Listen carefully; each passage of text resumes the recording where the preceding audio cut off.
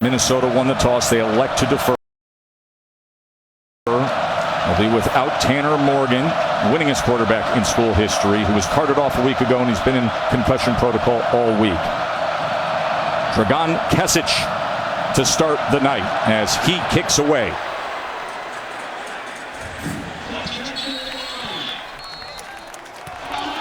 Sean Clifford, 60-year player. 9 passing touchdowns on the season, framed against 2 interceptions, Greg. And a little off the mark last week against Michigan, a great defense, but it's going to be very important for him to get off to a good start tonight. He's going against an excellent Minnesota defense that really limits your opportunities as an offense. You're not going to get a ton of snaps because they play keep away. So he's going to be very efficient and very accurate in some tight windows tonight. We have some excellent true freshman skill position players on this team. Nick Singleton is the running back to start the game. He's one of them. Diving effort to the outside by Parker Washington to make the reception. Of course, Penn State offensively, this is really an offense that Clifford has great feel and control of. Mike Yurcich has been here now for a couple years. And Clifford very comfortable in the system, but this offense is really all about the run game. So getting these talented freshman backs going early will be of the utmost importance. Singleton will get that chance right here, but he is met at the line of scrimmage, and then he is driven back by Mariano Sori-Marin. You're going to hear that name a lot tonight. Sori-Marin there in the middle of the defense, very instinctive. Definitely the anchor there at the second level for the Gophers defense, and a group that does an excellent job limiting yards after contact and making tackles in the open field. Sori-Marin is like having a coach on the field. They trust him with everything. 3rd down and 5.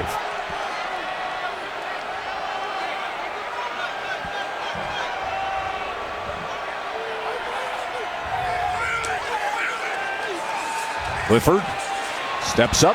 And he gets the shallow cross, and it's going to be close to that line to gain for Mitchell Tinsley as he was tackled by Justin Wally.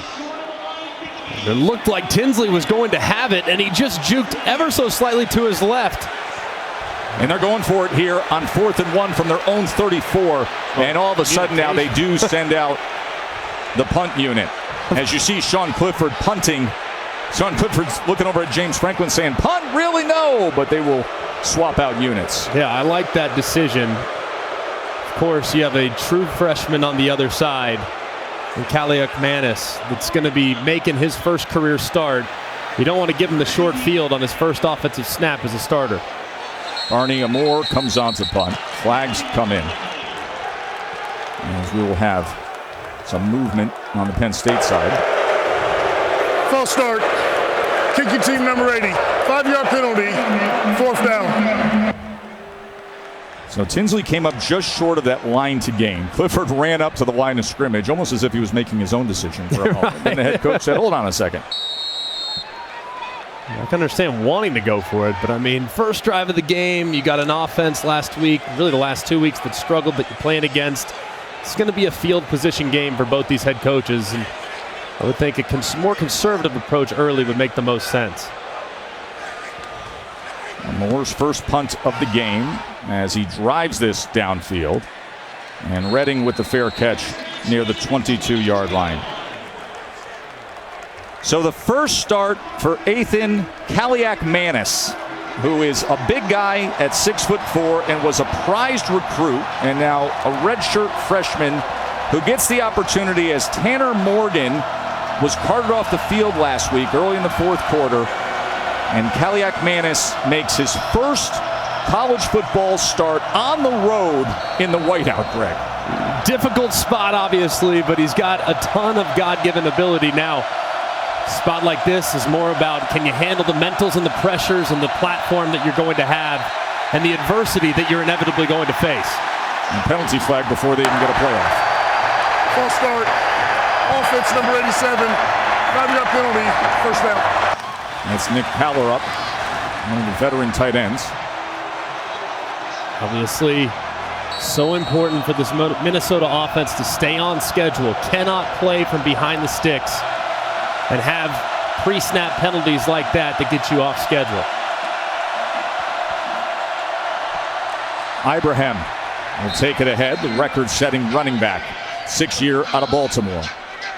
And Mohamed Ibrahim, with a freshman quarterback in the game, is going to have to be off the charts good tonight, but he's got to be licking his chops based on what he saw last week against Penn State's defense. They really struggled fitting the run against Michigan, and this is a run structure that wants to get downhill in a lot of ways like the Wolverines did a week ago.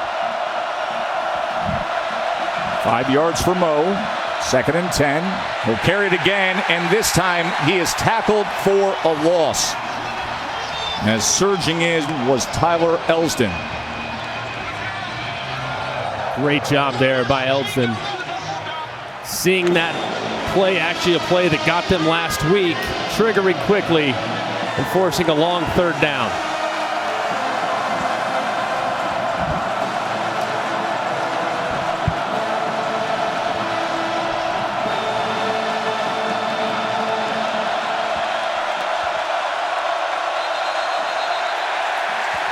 And again, the flag comes in pre-snap. False start. Offense number 65. 5-yard penalty. 3rd down.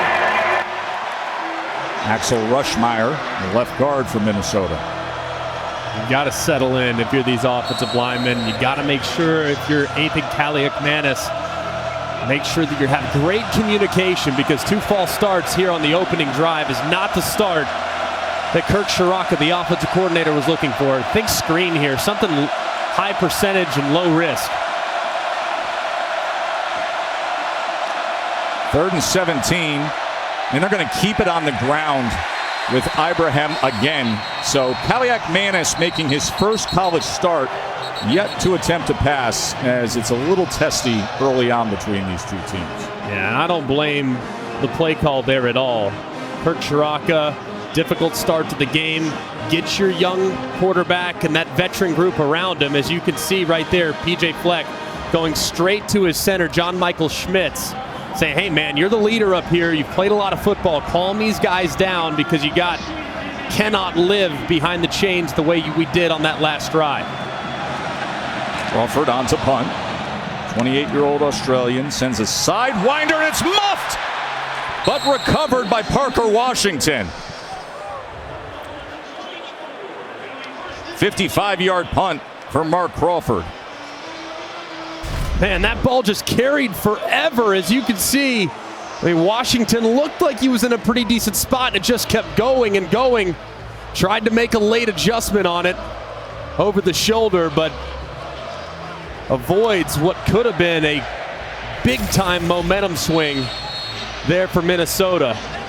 That is one of those examples of when you have a veteran Australian punter, you get the non-conforming spin. That was a sidewinding knuckler.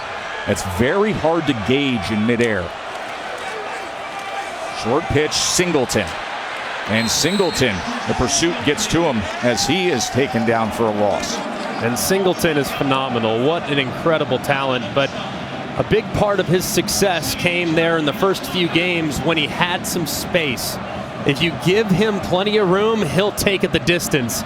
It's going to be very important for Minnesota to stop his momentum at or behind the line of scrimmage, because if he can get to the second level with a full head of steam, he can be out the gate in a hurry. 2nd down and 12 as Clifford gets it to Tinsley. It'll be 3rd down. We welcome you to one of the great scenes in all of college football. Joe Tessitore, Greg McElroy, Katie George with you for the 14th full stadium whiteout at Penn State. Penn State against Minnesota. Both teams looking to bounce back. Penn State's 2nd possession. A 3rd and 8 for veteran quarterback Sean Clifford and the Nittany Lions. Their first possession was 3 plays, 9 yards, and a punt. Here's Clifford with time. Goes underneath.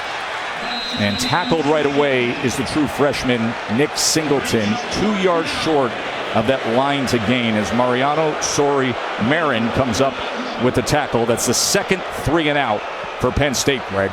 Yeah, sandwiching a Minnesota 3 and out. So as you can see, James Franklin, not the start he wanted offensively, but both these defenses so far in the early going, as advertised, Very sound and very disruptive. Arnie Moore on to punt. Quentin Redding, 5'7" redshirt freshman with the fair catch. Such a scene, the annual whiteout game here at Beaver Stadium. Take a short break and be right back.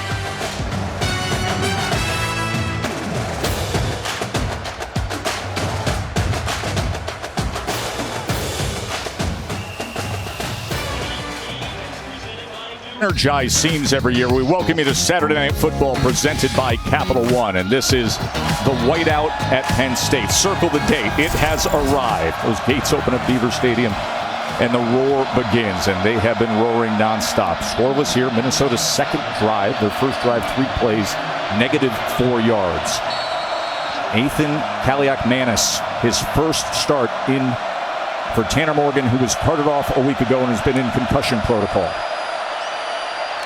Ibrahim, good run from the record-setting running back. Well, Greg, we've had the pleasure of being involved with many of the tradition-rich, pageantry-filled rivalries and settings in college football, but there's nothing quite like this whiteout. If you love college football, man, you have to experience this. I mean, I am blown away. We've seen a lot of cool spots. We've been to a lot of amazing places, amazing venues.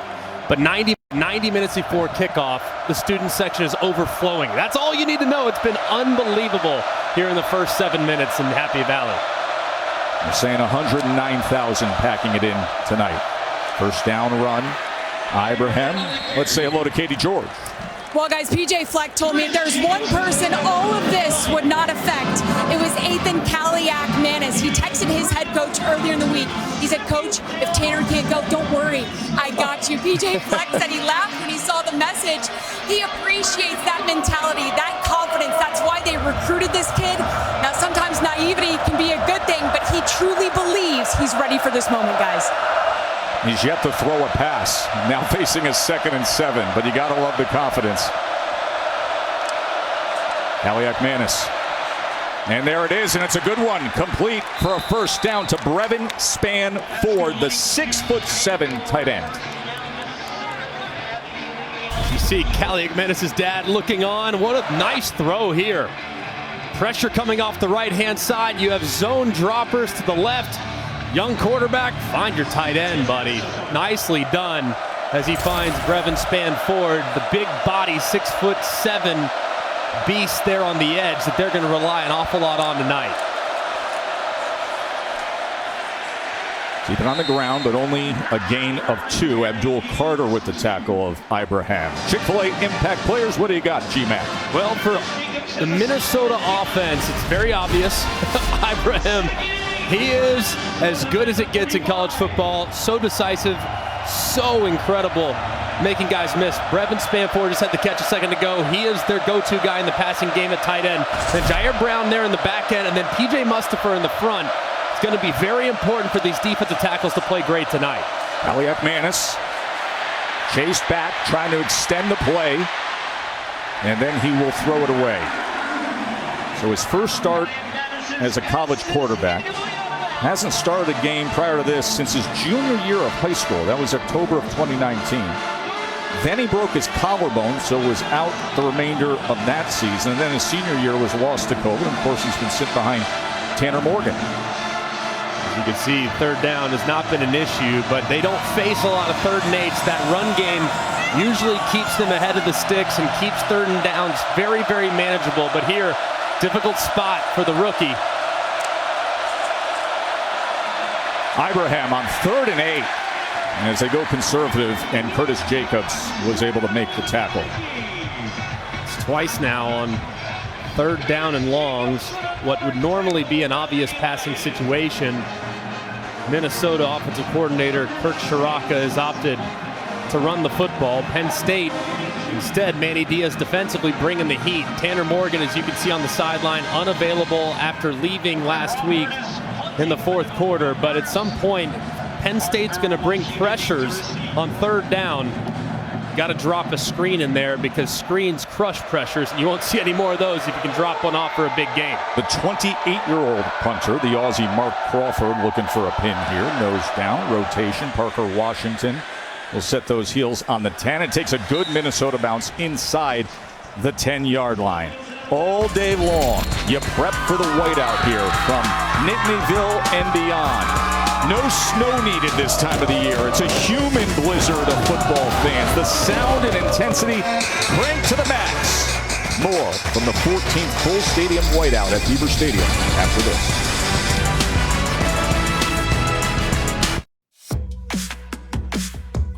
By Capital One, what's in your wallet?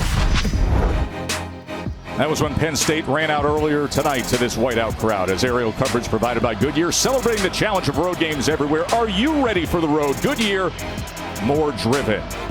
Well, it's a big one for these two teams. They were so red hot. They ripped off early wins.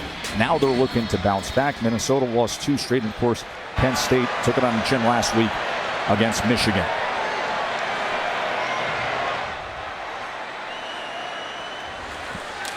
From inside their own 10, this is Allen wrapped up right at the line of scrimmage before he goes forward for about 1.5 yards, carrying Mariano Marin. Katron Allen, the other outstanding true freshman running back for Penn State. Yeah, just an outstanding 1-2 punch. There in the backfield for James Franklin and offensive coordinator Mike Yursich. But ultimately, the offensive line the last couple weeks just hasn't looked the same. The holes haven't been as big. And granted, the competition's ramped up against both Michigan and Minnesota. Great teams against the run. But the offensive line not winning the point of attack right now. 2nd and 8. Clifford going to take a shot downfield. Overthrown and intercepted by Justin Wally. And Wally now on the return. Inside the 30, blockers in front, and tiptoes his way down inside the 15-yard line, eventually forced out by the center, Juice Scruggs. Big play by Wally.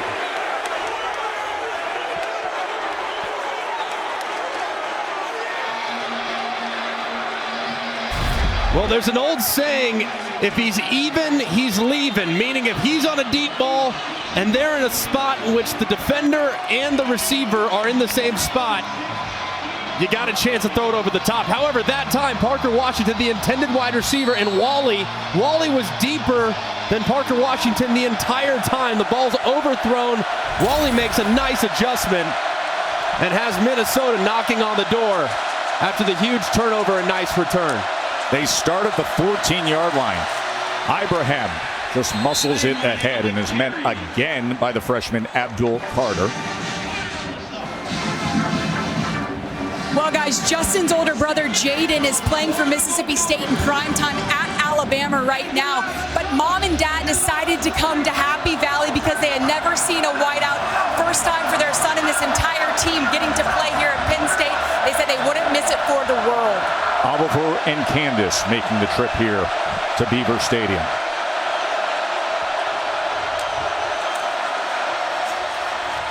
Ibrahim again, and now they are keying in on the record-setting running back. That's Catcher with the tackle, so it'll be 3rd down as just a gain of 1 yard there. Now, Ibrahim already 9 carries here in the early going. Last week, didn't get the touches that they would like to have gotten him, but is a little bit banged up, missed the week before, wanted to kind of work him back into it. Of course, he's coming off of an Achilles injury from last year, so a little bit of a snap count. Clearly, no restrictions tonight as he's the centerpiece of this offense. Kaliakmanis looks over. They're 0 for 2 on 3rd down tonight. They're pointing at motion, and there is the whistle and the flag. And pre-snap has been an issue early on here for Minnesota.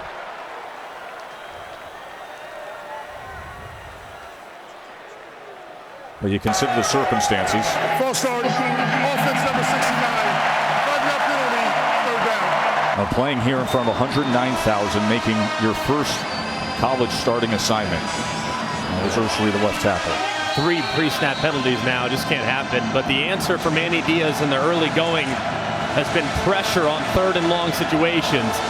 And if I'm Kirk Shiraka, the offensive coordinator, I'm thinking if I get a one-on-one, I'll take a chance. But man, I love the idea of getting a screen right here. See if you can't burn the blitz and take advantage of their aggressiveness. Kaliakmanis checks protection at the line.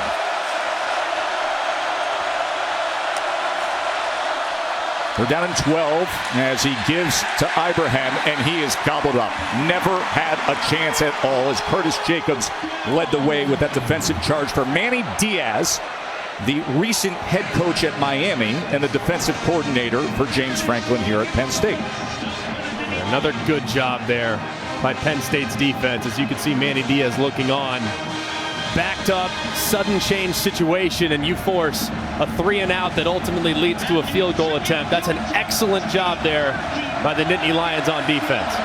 Matthew Trickett, originally a transfer from Kent State, 6 of 7 on the year. This from 35.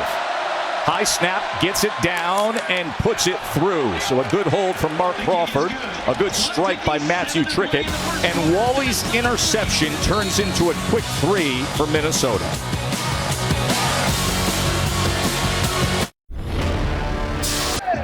Let's go, kid. Yeah, give it that.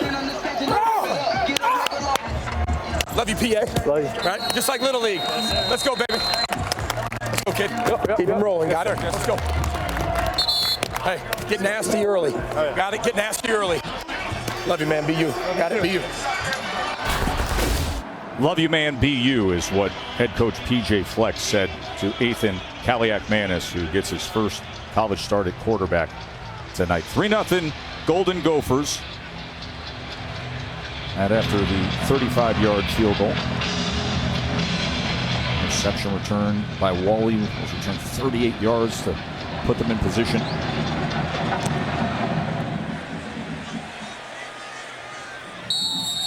Touchback, first and 10 to the Nittany Lions. Tomorrow, it's the Formula One Aramco U.S. Grand Prix from the Circuit of the Americas in Austin.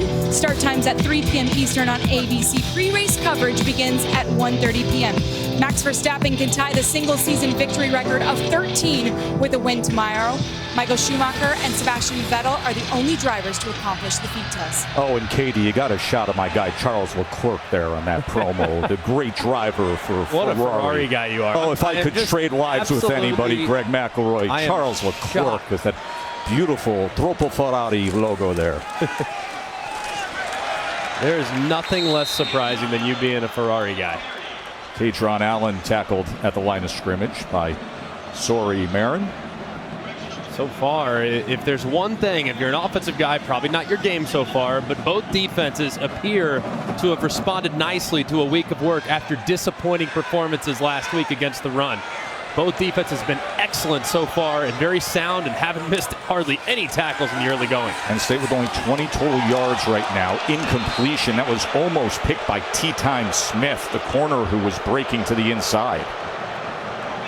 That was a little early as Smith broke on it. Clifford trying to hit the slant. The contact, as you can see, watch the left side of your screen. Contact happens before the ball arrives, as he's trying to clearly fit it in there to Wallace. Could have potentially been a flag there for defensive pass interference. 3rd down and 9.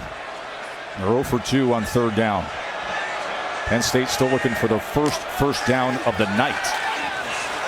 Clifford wide open and complete to Theo Johnson.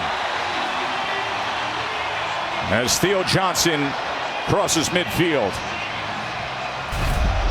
Great job here, just work in the middle of the field on a post. You see those safeties get wide. As Newman departs off the hash, you know you have the middle of the field, and a nice throw there by Clifford. Clifford now gets it quickly to the outside to Washington, but great pursuit on the outside as Beanie Bishop and Carter combining on the tackle. That's been the one thing that Penn State really needs to try to identify here in the second half of this season. Who's going to become the go-to guy in the passing game? No one has really taken that spot as the true alpha at wide receiver, and hopefully a guy will emerge here in the second half. The first time in Minnesota territory tonight. 2nd and 10, play action. Clifford. He's got time to set it up, wind it up, and get it complete to Johnson again. His 6'6", 260-pound tight end. And this is a great throw here by Clifford. As you can see, Sori Marin sees it on the throwback. He actually plays it beautifully. Usually that guy's wide open, but Clifford has the throwback shoulder and does so nicely. Allen straight ahead, couldn't slither free on the inside as Trill Carter, the 300-pound nose tackle, was able to make the tackle. End of the first quarter on the whiteout. This offense just starting to find themselves enough, trailing by a field goal. Saturday Night Football, presented by Capital One, returns after this message and a word from our ABC stations. Tide Pods Ultra Of 109,000, you're watching the Big Ten on ABC. And a big weekend here for everybody to come out and take this in, like Miles Sanders, former Penn State star. Eagles are off this weekend. And you know, they talk about this being a huge recruiting weekend. Look at the buzz being created by Chad Powers, one of the most prized walk-on quarterbacks in college football, who I know James Franklin has had his eye on recently. Nick Singleton on the pitch, testing that right side. And a good tackle that time by Beanie Bishop. That Chad Powers is something. He came out a few weeks ago and was an undercover quarterback who had a tryout with Penn State. And he looks an awful lot like a Super Bowl champion in Eli Manning. I don't see the resemblance personally. I think Chad's actually a better prospect based on what we're hearing, the buzz here at Happy Valley. 3rd down and 5. Singleton, not much there at all. As Sorry, Marin, and Thomas Rush combined for the tackle. Right here, 4th down. Normal game, you'd think, and especially last week, given the challenges that Minnesota had getting off the field on 4th down, thought maybe another yard or two, James Franklin might roll the dice and get aggressive, but knowing this is likely going to be a defensive tug-of-war, opting to take the points after a nice drive by his offense. Jake Pinniger, 5 of 7 on the year, on to attempt the 41-yarder.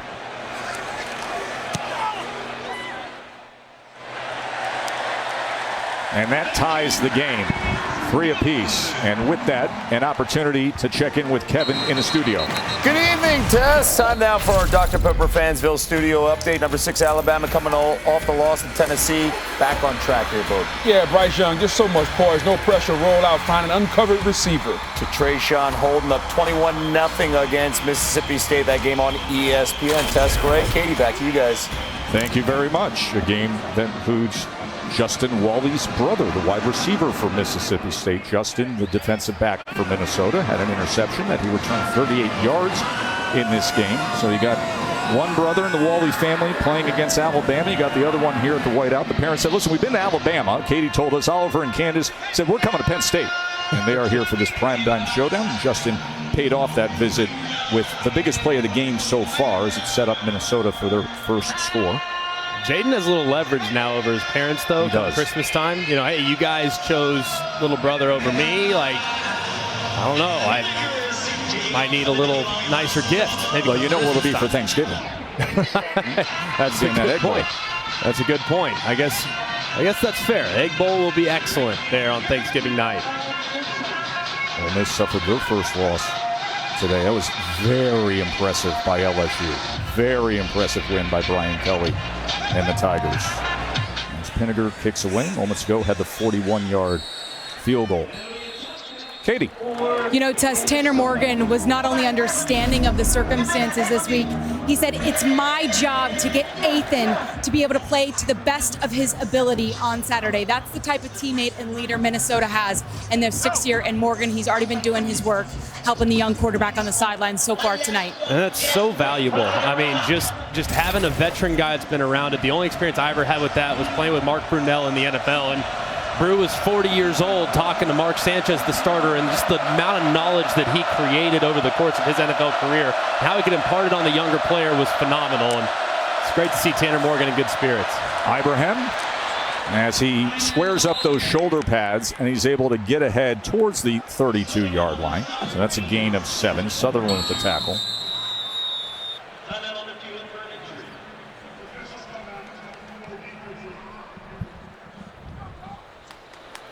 That was Jonathan Sutherland, the outside linebacker, who was down for Penn State.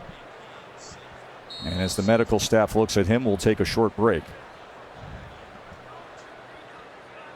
Your granddaughter's going to love that. 3rd-generation sailor. Sailor? Here at the whiteout and the Taco Bell Live Más student section. Student sections across the country are competing to be the Live Más student section of the year all season long. And it was students who started the whiteout back in 2004. That was just the student section with 20,000. Now, of course, this is the 14th full stadium whiteout. Trey Potts joins Ethan Kaliak-Manis in the backfield. He's a Pennsylvania native. The Minnesota running back comes from Williamsport, of course, home to the Little League World Series. And he is tackled for a loss. He is eaten up in the backfield by Charlie Katcher. And a great job here over the top. You're going to see just sealing around the edge as Katcher does an excellent job of playing out in front of it, and Potts really can't get going. And they make it difficult again on Minnesota on a tough 3rd and long. They've run it the first 3 times they've been in this spot. At some point, Shiraka has to throw it with how Penn State's teeing off. That's 3 TFLs for Penn State now. 3rd and 8. And Kaliak-Manis is taken down as he was chased down by Daquan Hardy.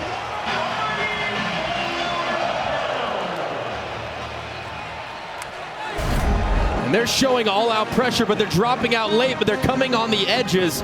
And at some point, it's blocked up pretty good, but the movement eventually is going to get home as Kaliak-Manis tries to extend the play, tries to break contain, but he just can't. It's an excellent job, too, by Penn State, staying true to their rush lanes and rallying back as the quarterback got flushed.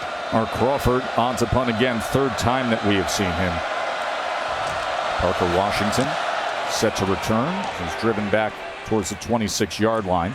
And he returns it high over his head, but fortunately for Penn State, was able to secure it because he was being chased down immediately by coverage that time by Tyler Nubin. Man, another one in which the ball kind of sailed there as Nubin right there, ready to make the play. And how about the hit? As you can see, head to the side. And a great job wrapping up there by Nubin. You remember when we were playing high school football? Obviously, you play at the highest level when you don't have to worry about this sort of thing. But when it was, okay, who wants to try out for punt returner? Yeah. It's always kind of a little crazy, right? No one ever asked me that. I'm sure you're shocked by that. You got to be just a little crazy when you see a replay like that. Right? You're right. I mean, that just to catch the ball, that was impressive. Looked like offside there. And Clifford is going to go to Strange, his tight end. Brenton Strange with the reception.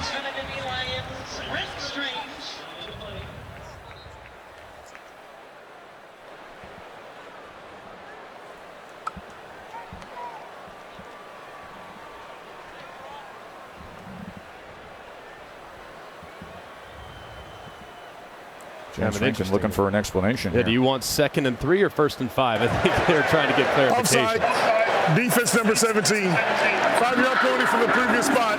1st down. Ja Joyner, the rush end from Danbury, Connecticut, who jumped.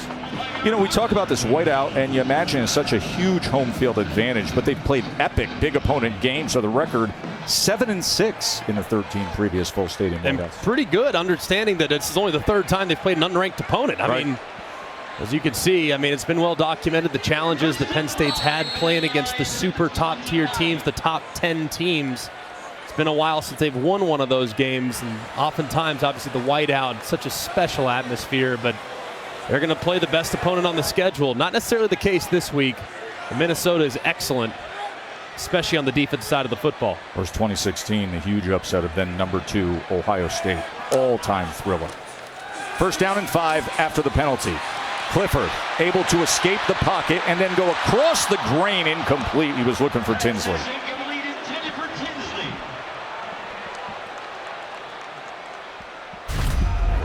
Ball's just a little bit off the mark here from Clifford as he's rolling to his right, back across the middle. Be a little careful with that, but a ball that Tinsley should catch.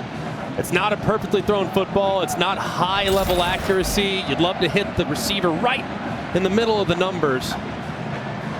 That's kind of been the MO for Clifford. When he gets hot, he's fantastic, but he is a little bit up and down and erratic on occasion with his accuracy. Singleton on 2nd and 5 as he drags a tackler ahead for an extra yard as he took Howden for a ride. It'll be 3rd and 1 from there. And that's one of the biggest takeaways I've had as you look on at Mike Yurcich. One of the biggest takeaways I've had about Washington's Minnesota team is how well they tackle in the secondary, in particular their safeties. I mean, both Houghton and Newbin, fantastic dropping guys in the open field. Houghton, difficult task right there, but he drops to set up third down. Typical short yardage formation, the power T on 3rd and 1. They go with Allen, and it is well blocked as he goes ahead to move the chains.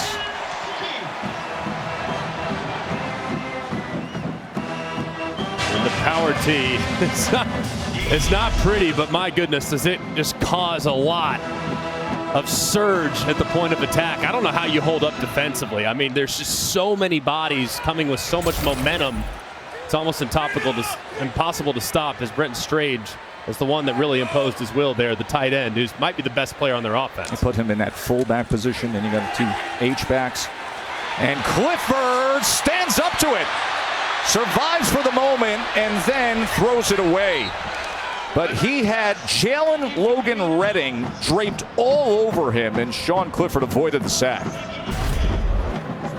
And this is a look from the AT&T 5G Skycam. And you're going to see on the outside, I mean, this is just a great win by Logan Redding, but this is what you get with Sean Clifford. He has the athleticism and the strength. I mean, the guy's got grown man strength here, working against a full-size defensive end. He's able to shrug him off and live to play 2nd and 10. Set up the screen, Singleton, blockers in front, he revs the engine, makes a man miss, and dives ahead inside the 40.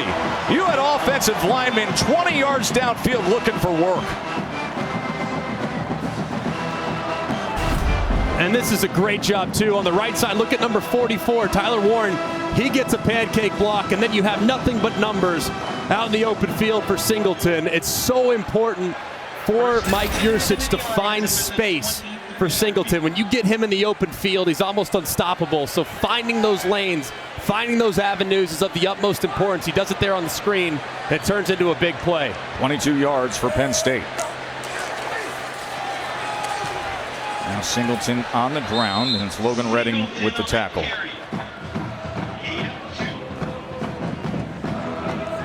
This Minnesota team, not one that gives up a lot of big plays, especially in the first 5 games of the year. I mean, just nothing downfield. 2nd and 8, wide open inside the 10 and into the end zone. Tyler Warren, touchdown, Nittany Lions.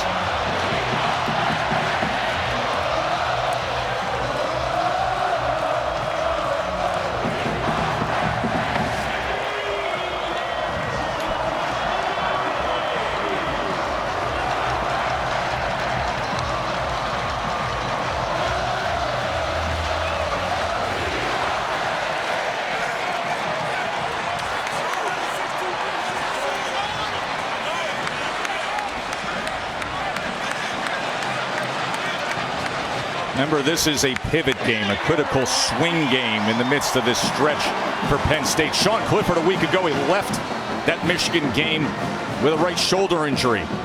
Comes back this week in front of this crowd. There you got Ohio State next week. You gotta have this one against a very good defense. And they strike there with their first touchdown of the night, 38-yarder to Warren. What a time to be alive. Drinks in the sky. That's the Saturday Night Football, presented by Capital One on ABC, is brought to you by Target. Score low prices and great deals only at Target. And Taco Bell. Vote for this month's Live Más student section on the Taco Bell app. Just an amazing scene here at Penn State, where the home team's first 3 drives were punt, interception, and then the last couple drives of the field goal, and they go big touchdown there to Tyler Warren, 38-yard strike from Sean Clifford, and it's 10-3 for the 16th ranked Nittany Lions. Glad you're with us here on ABC. Minnesota at Penn State. Joe, Greg, and Katie and the crew with you.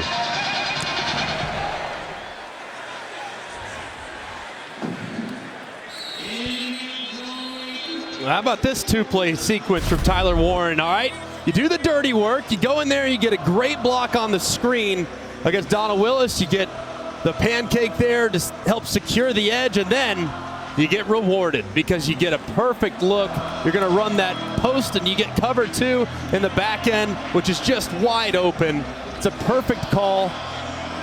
Sorry, Marin can't get out underneath it. He's late, makes the throw, and it's been an excellent response from Sean Clifford in this offense after the turnover that led to the first 3 points of the game. Look at you doing replays off the plane shot nowadays. Ibrahim, as he darts ahead out to the 31-yard line. Gain of 6. It's an important drive now for Minnesota's offense. Haven't been able to generate a whole lot. Of course, your only points came off of a 3-and-out after the sudden change. Now, we got to establish a little bit of an offensive rhythm, and it's going to start by challenging the offensive line and getting Mo Ibrahim back going in the game. They only have 44 total yards. 2nd and 4. As Kaliak Manis, he can do this. Good-looking athlete as he runs ahead to move the chains. And this has been a couple plays in the making. You're going to see the defenders all washed down as they put the ball into the belly of Ibrahim.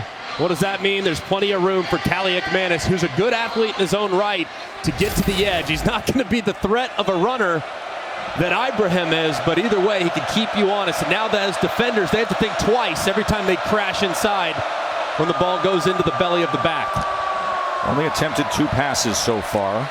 Here's number 3, and it's incomplete as he was trying to get it to Daniel Jackson.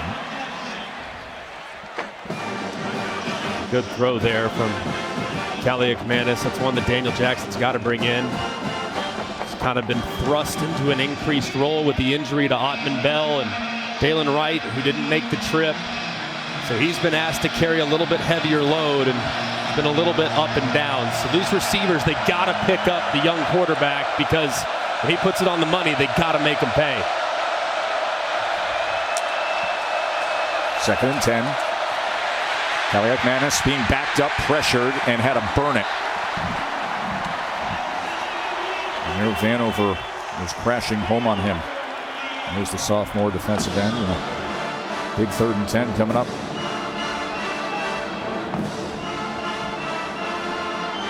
They've now, Manny Diaz, he's opted to bring pressure on multiple 3rd and longs, just increasing and ramping the heat up on the young quarterback.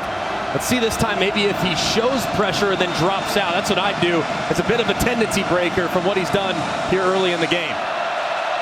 He's got that prowler package out there time and again. Showing a little bit of A-gap pressure. Flag comes in pre-snap again.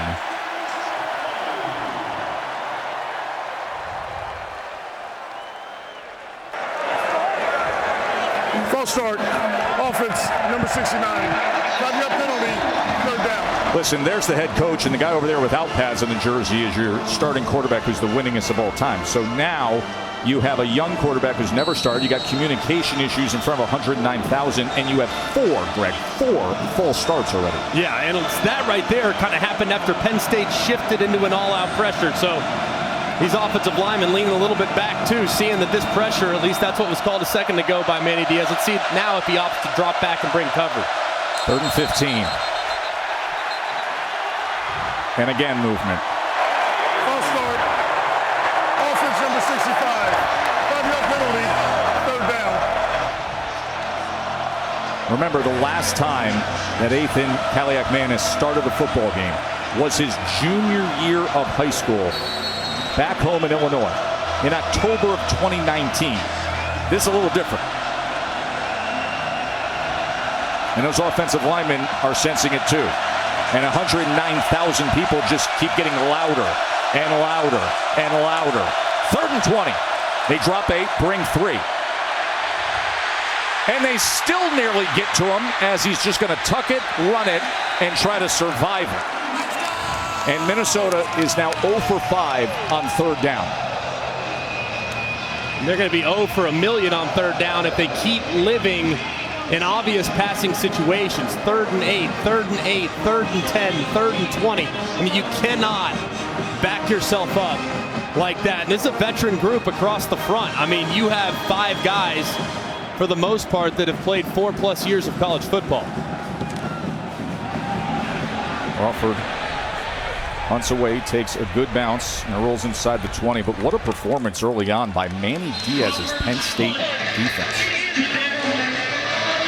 You know, Tess, senior safety Jair Brown said when Manny Diaz first got here, he barely said a word. Brown said he was sitting there with his hair all slicked back, just quiet, observing. Brown said when he finally spoke to the defense, Diaz's message and philosophy struck him. Brown said, I thought this guy is the real deal, and he's proved that every day since. Brown says it feels like he's out there with us in the trenches. His passion, the love for the game, his belief in his system really motivates you to lay it all on the line. You're seeing the results. You're seeing it right here.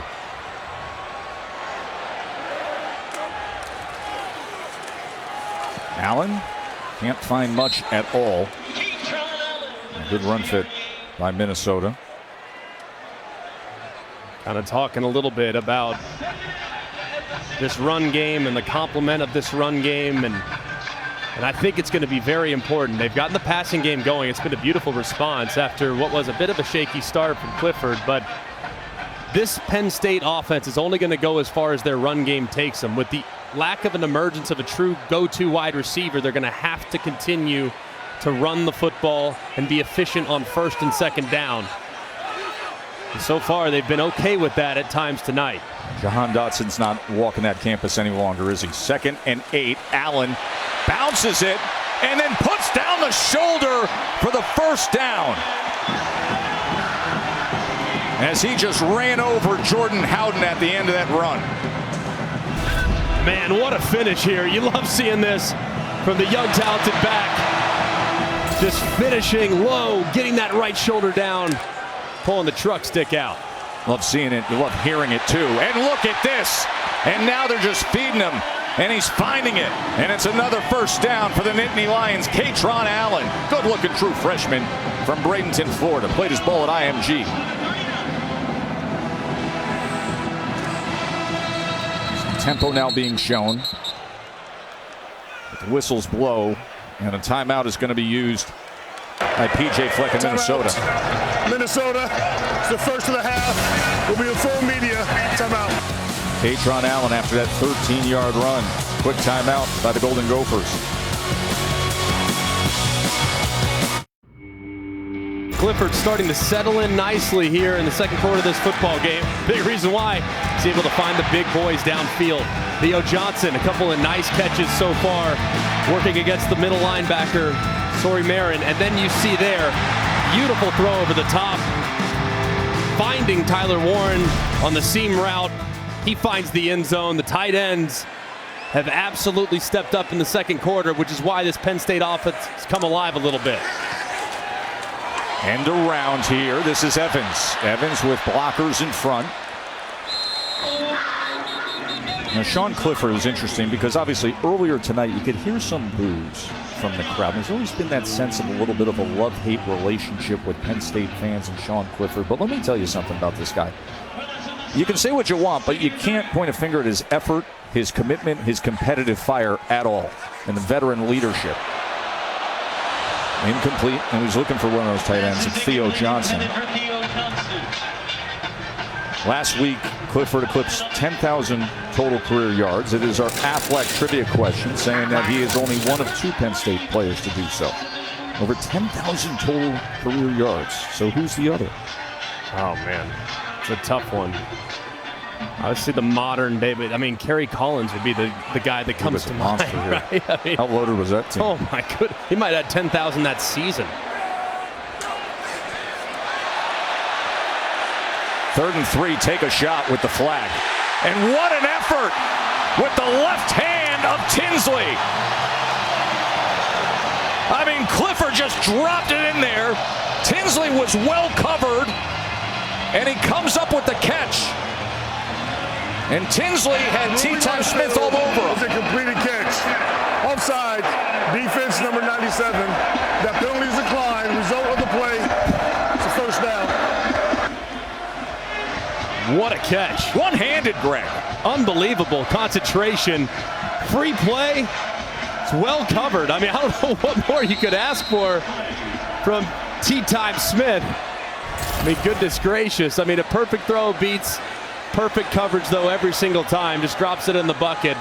Great execution there and understanding of the situation by Sean Clifford. We were just talking about that. The football IQ, the leadership, the competitive fire. Go for it. Dropped it in. Got it. Shallow cross underneath Washington as he bounces it and then gets bounced out of bounds. So we said, all right, Clifford's gone over 10,000 career yards. The Aflac trivia question. Who's the other player in Penn State history? The other one, 4 years ago. Yeah, I would think Trace McSorley would be the other one. He just played forever, right? I mean, played a long time, obviously, and it was him. All right. Love it. And he, of course, so fun to watch. And probably one of my favorite players I've covered. Just gritty and tough. And just left it all on the field every single time he took the field. Washington just picked up 6 more yards as this now 8-play drive marches on. 2nd and 4, Clifford got it again. The tight end, Theo Johnson. He's been going to the tight ends, and it's been working out just fine. This time it's Johnson with the 18-yard touchdown catch.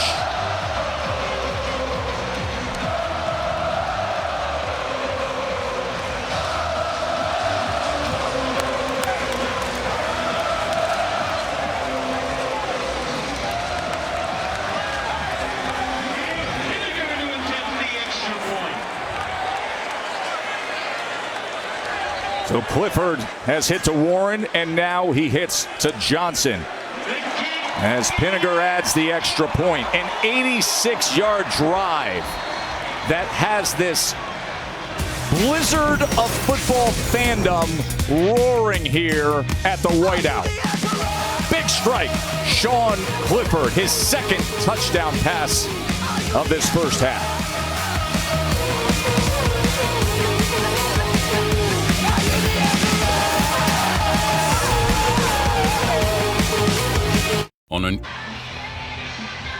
Theo Johnson has a very bright future, 6'6", 260-pound tight end. Moments ago, he just caught an 18-yard touchdown from Sean Clifford. 17-3, this magnificent scene of the annual Whiteout. Joe, Greg, and Katie here. Happy Valley, Beaver Stadium. Number 16, Penn State, looking to bounce back after what happened at Michigan a week ago. Fighting spirit moment brought to you by Modelo. It's been a tough day so far for Mariano Sori-Marin. He's an amazing football player. But watch number 55 right in the middle of the screen. As they flood this and they try to get right over the middle of the field, he has been in coverage time and time again against these tight ends, working that vertical seam. They have hit that now at least 3 or 4 times, 2 times for touchdowns. They're taking advantage of the middle linebacker where it's a mismatch against the tight end. The middle linebacker, Sori-Marin, he's a great run stopper, but in coverage, he is a bit of a liability, especially against long athletic tight ends. Kaliak Manis, only 1 completion so far, and that is off the hands on the sideline. He's looking to get it to Brevin Spanford. The tight ends, that has been the target tonight. 4 catches, 99 yards, and the 2 touchdowns for Penn State. Yeah, they've definitely been the most reliable. I mean, you think about the wide receivers. It was just a second ago, the one-hand grab by Tinsley ramped that number up. And then you had, obviously, the screen pass to Singleton that ramped that number up. So really, the tight ends, they have made up for a majority of this offense outside of 2 offensive snaps.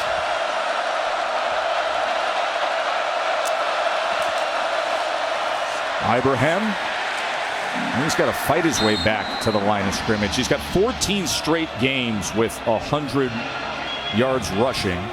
Doesn't get anything there. 38 tonight. You can see Minnesota struggling offensively. It's understandable, backup quarterback in the game. But looking at some of the looks that they're giving Minnesota's offense, they're going to have to throw the football. I mean, Penn State is completely selling out against the run. And at some point, P.J. Fleck and his offensive coordinator, Kurt Shiraka, they have to trust the young player. Look at the amount of players on Penn State within 6 yards of the line of scrimmage. 3rd and 10. And that is battered away defensively by Jalen Reed. And Spanford was the intended target, and that's the 3rd 3 and out for Minnesota. And this is a nice job here closing.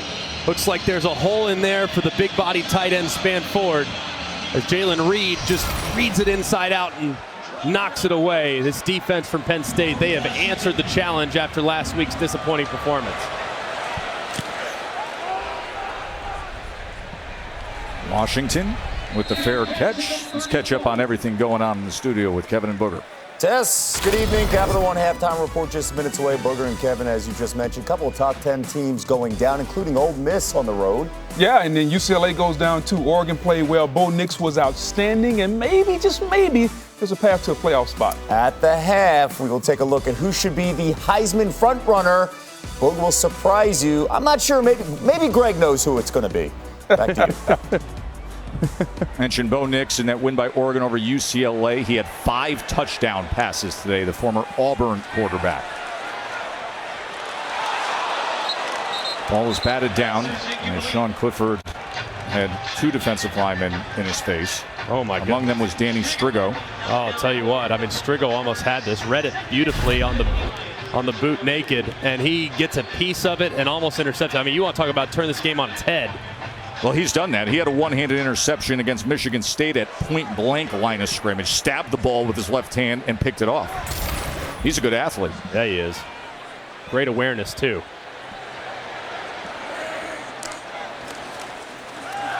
Play action on 2nd and 10. Clifford going to take a deep shot. Receiver out of bounds for about 10 yards, striding downfield that time was Harrison Wallace. Coverage came from T-Time Smith.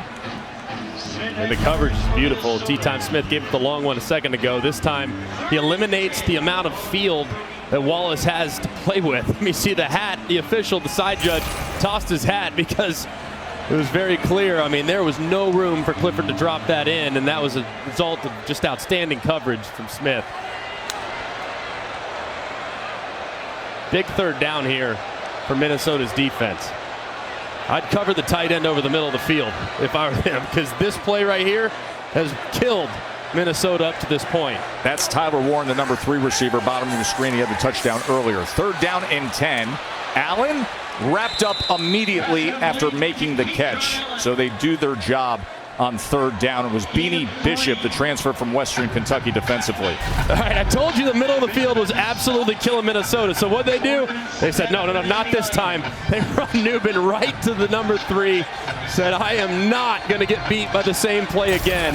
Nubin covers it up. That was a good adjustment there defensively by Joe Rossi, the defensive coordinator for the Gophers. And finally, they had an answer for the tight end post-middle read.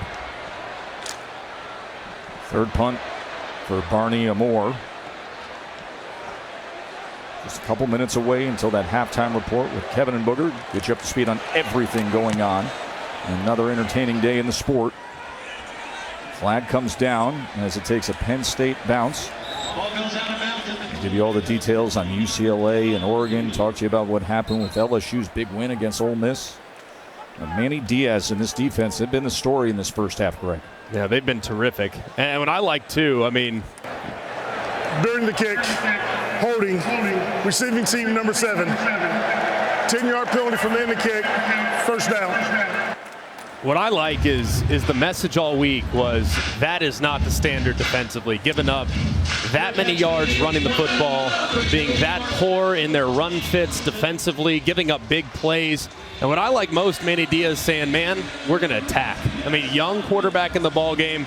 We're going to pin our ears back and we're going to dictate the terms of this game.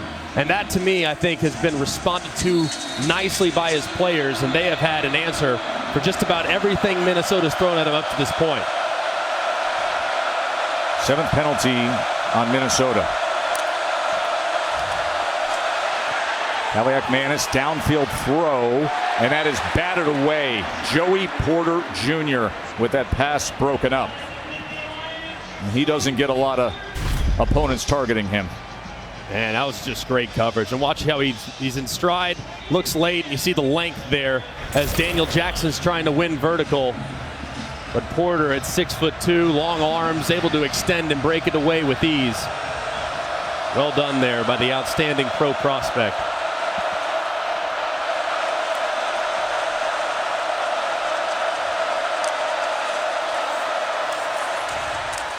Ibrahim, as he is tackled from behind by Azar. And a timeout is going to be used by Penn State, as it'll be a 3rd down for Minnesota, and they use their first timeout this Penn State.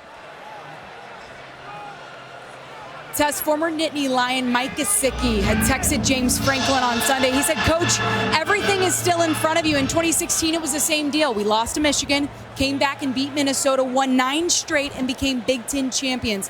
Franklin said he needed that reminder in that moment. He then challenged his players to respond the same way that 2016 team did. So far, he's getting a really good response in this first half, guys. Yeah, and Katie and Greg, I think it's don't look in the rearview mirror at Michigan. Yeah, don't let them beat you twice, right? Don't let them beat you twice. I mean, it was a bad game. It was ugly. I mean, it was uncharacteristic. I really liked what I was seeing from Penn State leading into last week, and then just all came unraveling over a 60-minute ball game. And hey, tip your cap. I think Michigan's as good as anybody. I really do. I think they are that good. But you look at the rest of their schedule.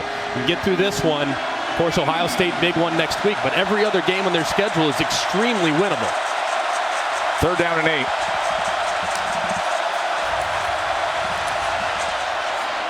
Kaliak-Manis just lofts it downfield and does get it into the arms of Brockington.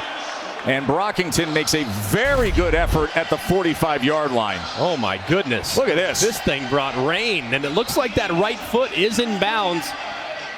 Let's see it. Secures the catch. Right foot's down. Just outstanding touch there by Kaliak-Manis. Lemeki Brockington with the 33-yard catch. And now here goes Ibrahim, and Minnesota could do something before halftime. Penn State used that timeout as Minnesota was struggling. They had the 3rd down, thinking maybe we could preserve some time, get the ball back. And here come the Gophers. And does it light a fire under their quarterback? And he's going to keep it. Kaliak-Manis. And he will slide ahead with another 1st down. Minute 24 remaining. There's his dad, Alex. They're from the Chicago area. Great close-knit family.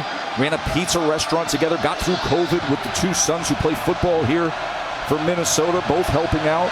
And now his son, Ethan, making his first college start in place of Tanner Morgan. They could really use something before the half. How will they manage it? Pressure off the edge.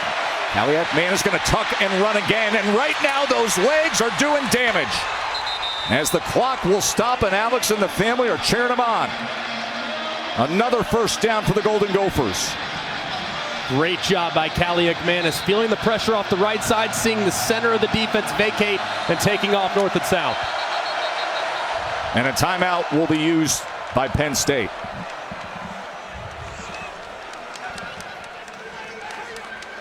Sometimes when you're a young player, all it takes is one play to just get you going, to get you into the game.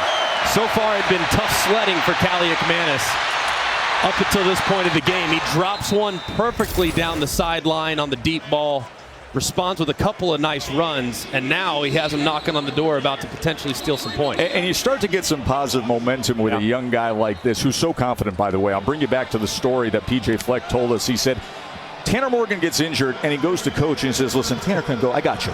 You better. We got you. We're all set. Kid's confident. And now he's got some momentum here before halftime. No doubt about it, man. Don't worry, coach. I got you. You know he's got the skill set. It's just, does he have the mentals to handle the environment? And he's responding nicely here. Ibrahim, as he tries to power his way close to the 10-yard line. Minnesota has 2 timeouts remaining. 2nd down from there. A burn one here, it looks like. They will use that timeout.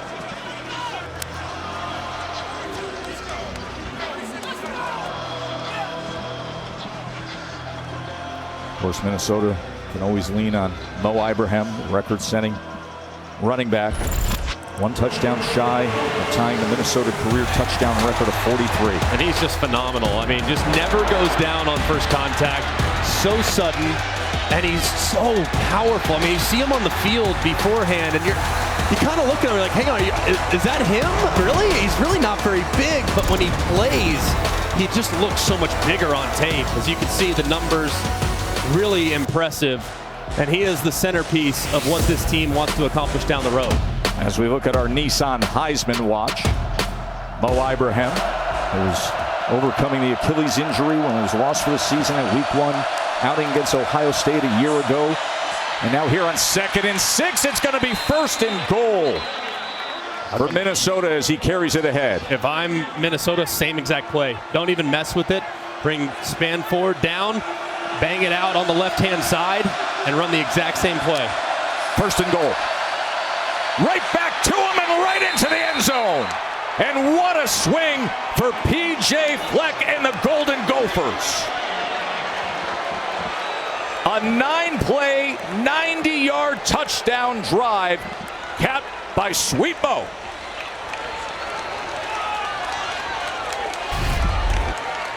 Man, how about this? Stealing some points and some momentum before the half. As you can see, P.J. Fleck absolutely loves it as his team has life in the whiteout. Trickett adds the extra point, and they cut it to a touchdown margin. And keep in mind, Minnesota receives the second half kickoff break. All right, I mean, a potential 2 for 1. As you see Kaliak Manis, I mean, that might be I don't want to say it's like a career-defining drive or anything, right? No, they needed the momentum, sir. They needed the confidence turn. Had to have something. Speaking of career-defining, Mo Ibrahim did not need that touchdown to be one of the best players in school history. He, of course, is. And what just an incredible story. I mean, coming back from the injury that just broke all of our hearts as college football fans in the season opener last year. Hasn't missed a beat. And as you can see, when he's back in 100%, Katie, he's as good as it gets in college football. He truly is. He's so much fun to watch. I asked him what his greatest strength is, and you could argue there are many, Greg. He said it's managing the game. He says, I'm not sitting there looking for a home run. I'm okay hitting singles and doubles, and then when a big play presents itself, I take it. But he says that patient mindset keeps the offense on the field like we just saw and keeps his OC in a good position. So, Katie, he now ties the Minnesota career touchdown record of 43. And he now has 68 yards after that drive, so he's 32 away from what would be his 15th straight 100-yard rushing game. It just goes on and on and on for Mo Ibrahim. You know, and the comeback from Achilles, too, that is one of those injuries that football people will tell you, that's one of those that you cringe biggest over. Fear. As a football player, I still have nightmares about that injury. Walking down the stairs as a below average athlete, I have nightmares about that injury. It's a nightmare, and you just don't know how your body's going to respond with it being so non-weight bearing for as long as it is. And he's just come back and hasn't skipped a beat from where he was dominating the Buckeyes early in last year's opener. Below average, says the national championship winning quarterback to my right. Nick Singleton with a 6-yard rush here to close out this first half. First half that saw a lot of defense in the first quarter, then saw Sean Clifford and the tight ends really find things against this defense as he goes underneath to Wallace. Clock will stop with the movement of the chains. And you got a chance here. You do. I was going to say you could spike it there. I'm surprised they didn't go with the clock. I would have tried to spike it. Spike it, 7 seconds left. You got a timeout now. Now you're out of timeout, so you can't work the middle of the field. You do have potentially a chance to throw a Hail Mary, but right there, if I'm James Franklin, I'm yelling Sean Clifford, clock, clock, clock, to save that timeout. So if I can throw one on a slant over the middle, maybe give myself a chance for a long field goal. Speaking of field goals this season, All-State will celebrate every field goal and extra point made by participating universities by making a donation to the university's general scholarship funds. Thank you, All-State, for that.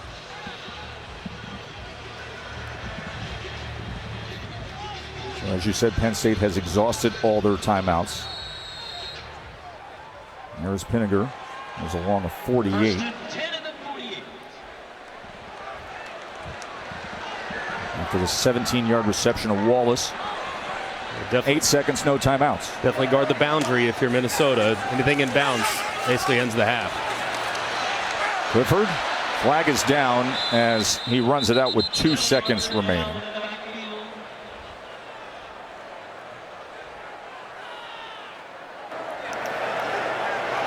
During the run, holding, offense, number 70, 10-yard penalty, first down.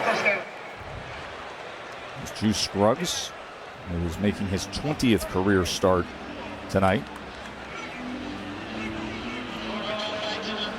Tell you what, Penn State offense, I know statistically speaking, you're never going to walk away and say, oh, 17 points, what a great half. No, I mean, but against this defense, you got to feel pretty good about what you saw from your quarterback. He's missed a couple, but the tight ends have stepped up in the running game. If you keep working on it, it might come into life there in the second half. Took on a different tone in the second quarter. Then we were getting all defense. And then all of a sudden, these offenses got going just a bit. And a big one with Minnesota with a 90-play drive right before halftime to cut it to a touchdown. Amazing setting. The whiteout, 14th full stadium whiteout in the history of Beaver Stadium. Let's go to the field and Katie. Thanks, Tess. Coach Franklin, your defense has been suffocating. What was the difference on that last drive? Well, the big play up the sideline. They threw a go ball on the sideline. It was tightly contested, but the kid made a big play, got him going. Your offense really found its rhythm in that second quarter. What started clicking? Well, I just think we had a little bit more diversity. We did some things to keep them on their toes. We spread the ball around, mixed the pass and run. We're going to have to continue to do that in the second half. Thank you. Thank you. Sean Clifford, his quarterback, gave a 2-touchdown lead when he was able to find Theo Johnson. But Mo Ibrahim came back and cut it to 7. Capital One halftime report is still to come after these messages.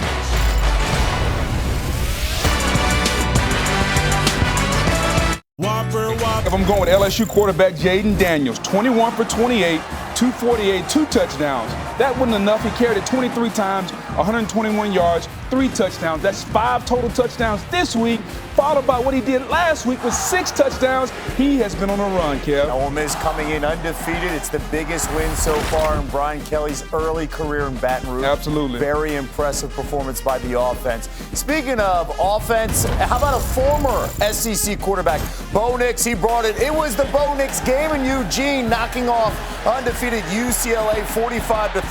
Nix, the first Pac-12 quarterback with 5 passing touchdowns and no picks against the top 10 team since Matt Leinart in the BCS championship game against Oklahoma. You know, since that loss to Georgia, Oregon has rolled off 6 wins. How about 25 total touchdowns from Nix and only 1 interception? What's your biggest takeaway? Well, it's just that at Oregon. Oregon really might be for real, maybe an outside chance at a college football playoff. Since getting hammered by Georgia, Kev, they've rolled off a lot of victories, and Bo Nix is playing unbelievable football, and they have a path to a college football playoff. Keep an eye in the middle of November. They've Circle it up, baby. Utah coming to Eugene. Cannot wait for that.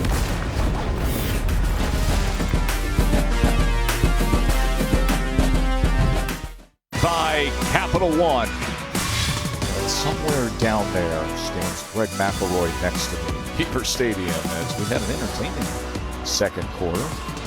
Penn State was up 17-3. Then Minnesota had a very good-looking drive to close out that first half.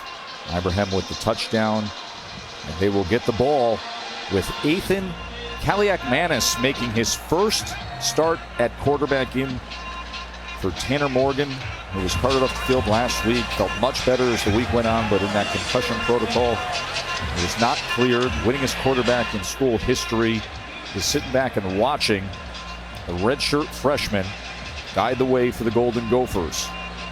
Jake Pinniger will kick away. Quentin Redding hopes he gets a chance. Had a 92-yard kickoff return against the Illini a week ago. And he is going to take it out from his own end zone. And he is met at the 16-yard line. Moments ago, here's Katie with Coach Fleck. Coach Fleck, you got some great momentum there offensively just before the half. What needs to continue? We got to keep doing those things. We got to keep calling the plays that work. We got 8 into a rhythm, which was really nice. We had to get the ball down the field. You know, we wanted to run the ball, control the clock, make it a shorter game, but we also had to push the ball down the field as well, and he was able to handle that. They found some success with their tight ends. Anything you want to see defensively differently? Yeah, we got to cover those guys. You know, they did the 2 formations we hadn't seen. They did a really good job attacking the middle of the field. We just got to make a different call on that. We got it adjusted. Thanks for the time. We got a little more camera. Kaliak-Manis going to open up the second half with a pass that's incomplete. He was looking for Mike Brown-Stevens. I think ultimately, offensive coordinator Kirk Chiraka, you have a young quarterback. You don't want to put him in harm's way. You want to trust your defense. You want to trust your run game. But ultimately, you also have to take what the defense gives you. And there in the first half, Penn State was completely selling out against the run and playing man coverage on the perimeter. At some point, you have to challenge what is an excellent secondary. They did and found some success on the final drive. Kirk Chiraka, who was the offensive coordinator for Penn State in 2020. Go underneath to Span Ford, and look at the athleticism of Span Ford as he has a first down for Minnesota, 19 yards. And really nicely done here. He's initially going to block, and then you're going to see him release on a shallow cross. When the tight end blocks and then releases, the linebackers often lose him. They did there, and Span Ford found a big, big hole. And now tackled for a loss is Ibrahim. As that active front with Nick Tarburton comes forward against Mo Ibrahim. That is the 5th TFL tonight, Greg. They have got to do a better job on first down. They also got to do a much better job along the line of scrimmage. Several false starts that got them off schedule. It's not an offense that can live in 3rd and longs.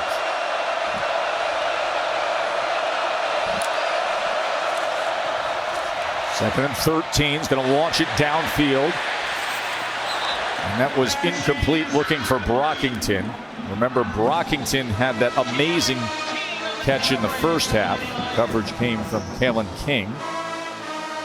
That was another deep throw, but that time King really was deeper than the intended wide receiver, Brockington. That would be a spot as a quarterback, and this will be something that Khalil McManus will learn. He's got to throw the back shoulder there. If the defender's deeper, throw the back shoulder, hold up the receiver, and you got an easier completion. 3rd and 13. And Ibrahim is chased down, as that was Reed with the tackle. Just 1 of 8 on 3rd down. It's actually Bryce Williams with the carry there. And a good job there in the open field by Penn State's defense. A nice start to the second half for Manny Diaz's bunch, who really put together an outstanding first half of play with the exception of one drive.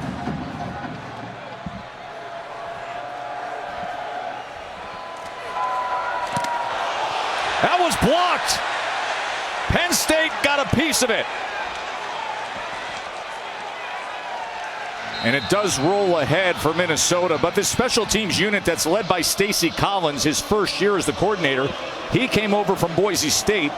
His unit last year there had 3 block punts. 2 of them were returned for touchdowns, and they get after this one against Mark Crawford. They're going to overload the right-hand side, and you're going to see DeLuca, number 34, break free against that secondary shield and get a piece of it. It just overloaded the right side, and DeLuca came back across to the middle, and the reserve linebacker makes a great play.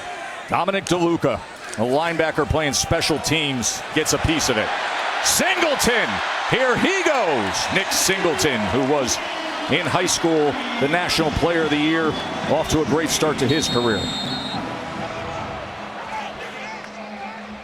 Now it looks like Caden Wallace, starting right tackle, is down at the 40-yard line.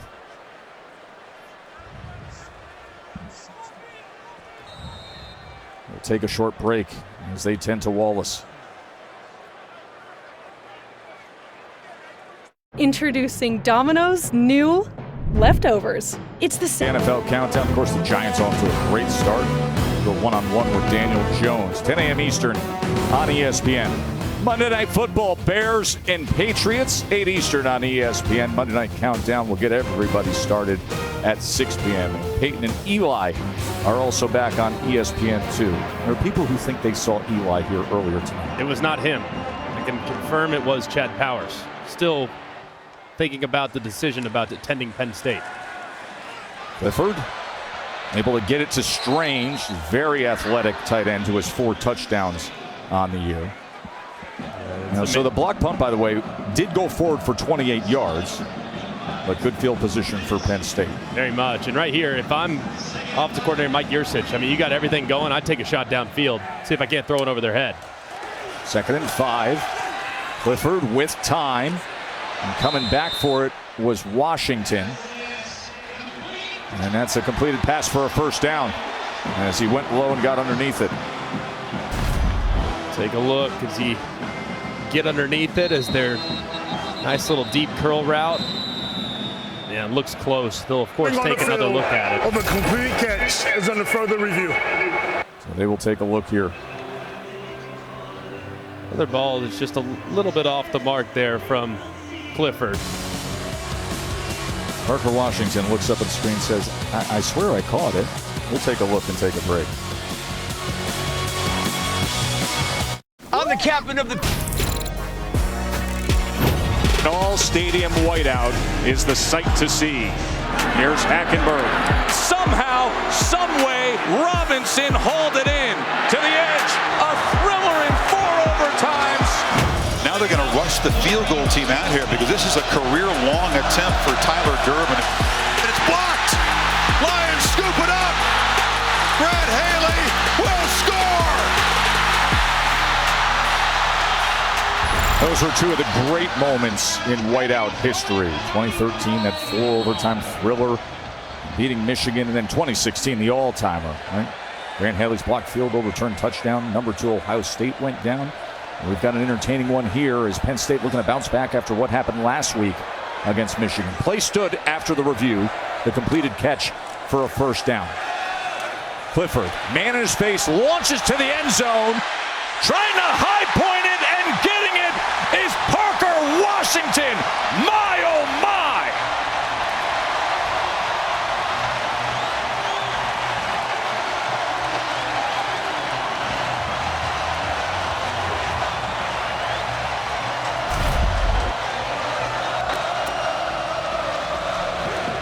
What a catch.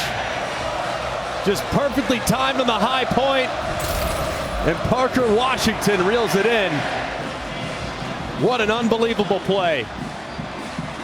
35-yard touchdown catch by Parker Washington.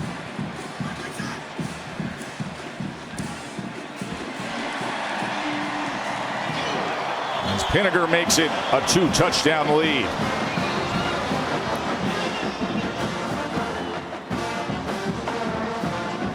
Just an incredible catch, but also extremely impressive by Clifford, who stood in there and got hit hard by Kyler Baugh. But man, how about the catch by Washington? I mean, just hung in the air forever. Got a great position working against Smith. But Smith has had a few of those tonight, and here's Clifford getting hit as he throws it up as high and as far as he can under duress. And his receiver makes him right and reels it in. What an incredible play by Parker Washington. Now Sean Clifford has 3 touchdown passes tonight.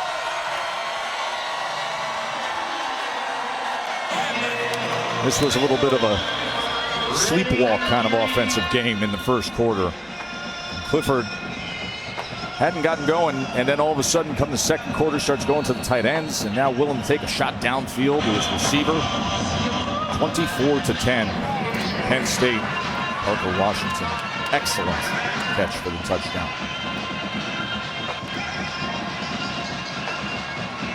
Great speed, powerful lower body, sort of built like a running back. He's about 215 pounds, 5'10". And he went up high there.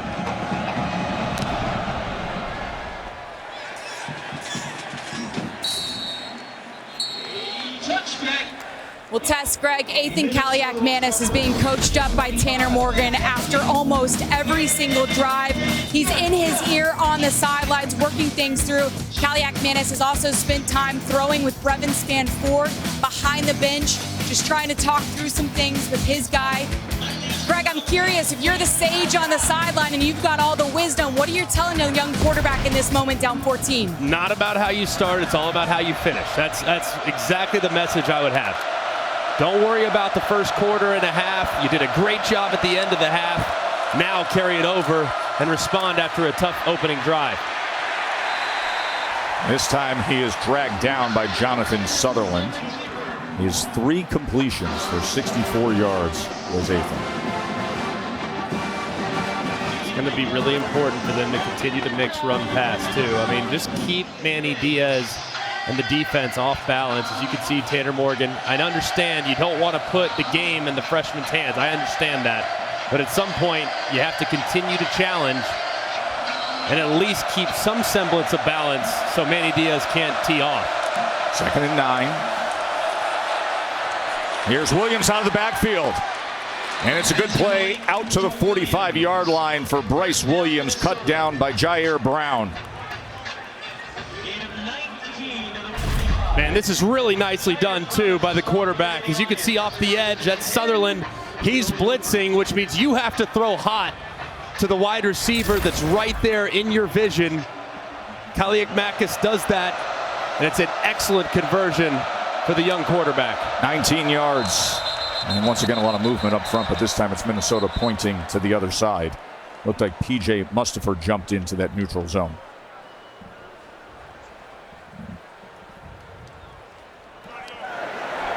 Offside. Defense number 19, causing the offensive move. 5-yard penalty, first down. So it'll be 1st and 5 as aerial coverage is provided by Goodyear. Road tested and game ready. Are you ready for the road? Goodyear, more driven. And if ever there's a game where aerial coverage makes a difference, it is this one, the annual whiteout in Happy Valley. 1st and 5. Ibrahim, it's going to be close to that line again. It's going to be 2nd and short, so a great down and distance for Kirk Shiraka to give some options to Kaliakmakis. Yeah, I like the idea here. They're bringing in now an extra tight end. So you have Caller up and Span Ford there. Give ton of protection. Go full protection. See if you can't hit Michael Brown-Stevens, who's in the slot. See if you can't get him a one-on-one with a safety, and see if you can't take a shot off heavy play action, because you can come back and get it. Maybe right here over the top. You can come back and get it on 3rd and short. And instead they go with old reliable Mo Ibrahim, and he will have a first down for Minnesota as he's able to get it to the 34-yard line. So 1st and 10, Golden Gophers. Really, for the first time all game, it feels like things are starting to adjust a little bit for Manny Diaz. No longer is he just playing typical, predictable man coverage selling out against the run. You're seeing a little bit more depth defensively, and Minnesota took advantage with the run. It's only their 2nd 3rd down conversion. And that was incomplete as he was looking for Brevin Span Ford, covered by Joey Porter Jr. Little jawing going on between Porter Jr. and the 6'7", 270-pound tight end. Yeah, a little RPO, and Kaliakmakis decided to pull it and see if he can't test it. But as you can see, Elston delivering a big blow, nice clean blow, but a good job there by the quarterback, hanging in there and giving his intended receiver a chance. 2nd and 10. Kaliakmakis with time. Ball is intercepted. That is Brown with the interception. Jair Brown now on the return. Hurdling a man and getting it all the way back to the 45-yard line. Jair Brown.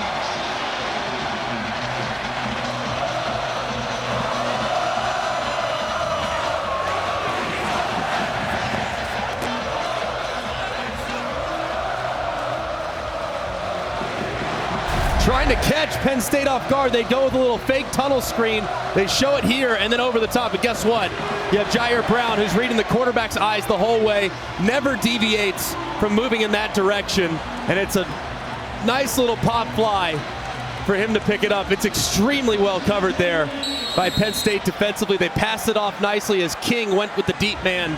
But Jair Brown can eliminate all those downfield plays by reading the quarterback and making an excellent play. First Minnesota turnover tonight.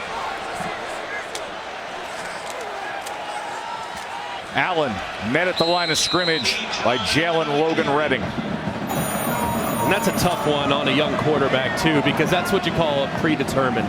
I mean, he knew as soon as that play was called, I'm throwing it. No matter what, come hell or high water, I'm throwing it to Michael Brown-Stevens. And it just wasn't there. And if nothing else, you have a middle-of-the-field safety that can get there in a heartbeat, so you have to keep your eyes on him at the very least, because if you're looking right at the guy that you're going to throw to, you're going to take the safety there as well. Just a learning experience there for Kaliak Manis. And look at this hole for Katron Allen. On 2nd and 10, he bursts ahead for a Penn State first down, crossing midfield to the 40-yard line. Flip Dixon with the tackle. Yeah, and this right here, pretty much all made up because there was so much room, and Sori Marin really wasn't in the right spot. And now Allen on the near side. All of a sudden, one play, Minnesota driving, interception, couple of plays, and Penn State's right in business again. That's been all Penn State here early in the second half. I mean, 3 and out, then you block the punt, turn it into a nice big play touchdown. Turn over Minnesota after what looked like a promising drive, and now they're on the move again.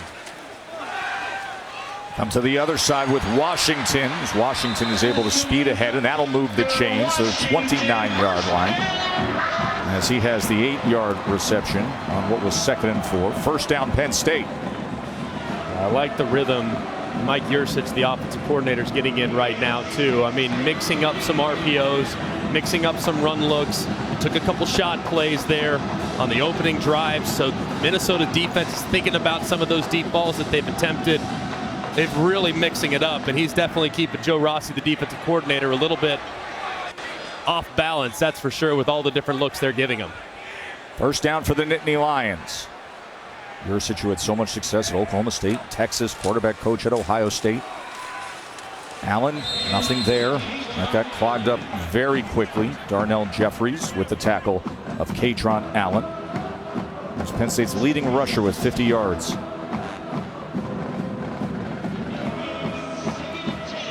Got to keep staying committed to that run game, though, because all it takes is one with these two backs for them to hit their head on the goalpost. You got to stay committed to it, but man, wide receivers now are starting to step up on the outside. It's going to be really difficult to sell out against the run. Pressure on 2nd and 10, trying to set up the screen to Singleton, but it's so much in his face that Sean Clifford didn't have an option.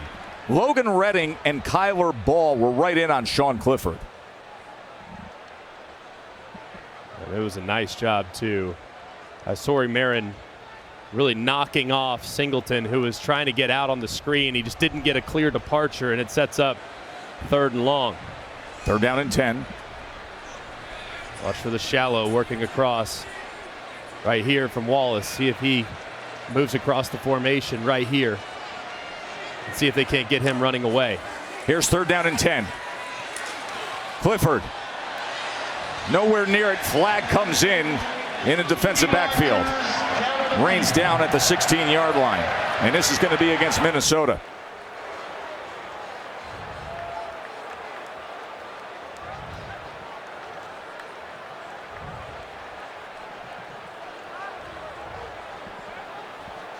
PJ Fleck was hoping to get his defense walking off the field.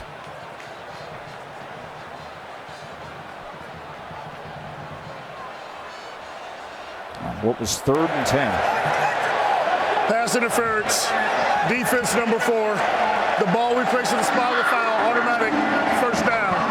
Man, PJ Fleck's got to be beside himself too, because right here, I don't necessarily agree with this call. It looks like Wallace is not really on the same page. Kind of runs like a little bit of a curl route. He stops right there, and the ball's thrown way to the deep. So it looked like Clifford, not on the same page with his wide receiver, would have been an incompletion. Instead, they get a free first down off the pass interference.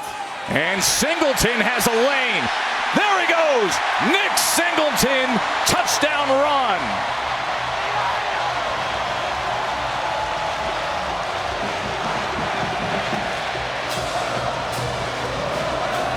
Immediately following the pass interference, keep it alive moment, Singleton takes it 16 yards for the score.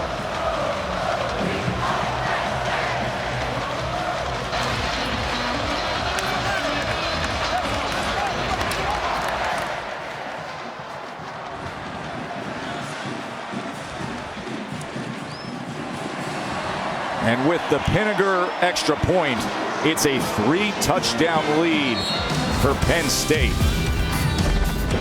PJ Fleck did not like that pass interference call at all. And then his defense had to see Nick Singleton speeding around the edge and in. 31-10.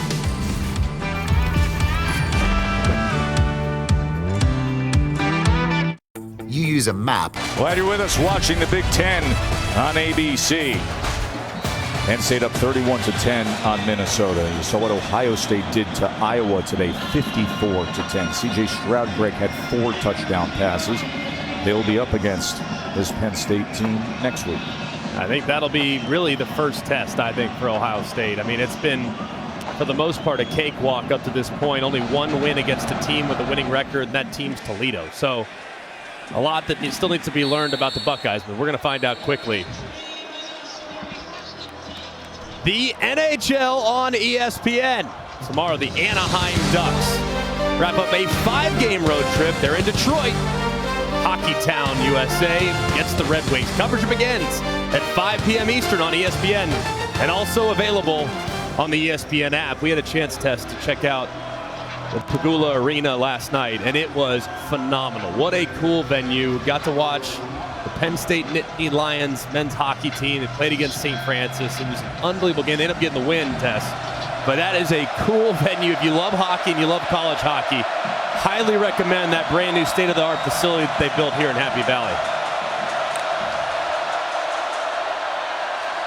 Kaliak-Manis, can he throw his way back into this game?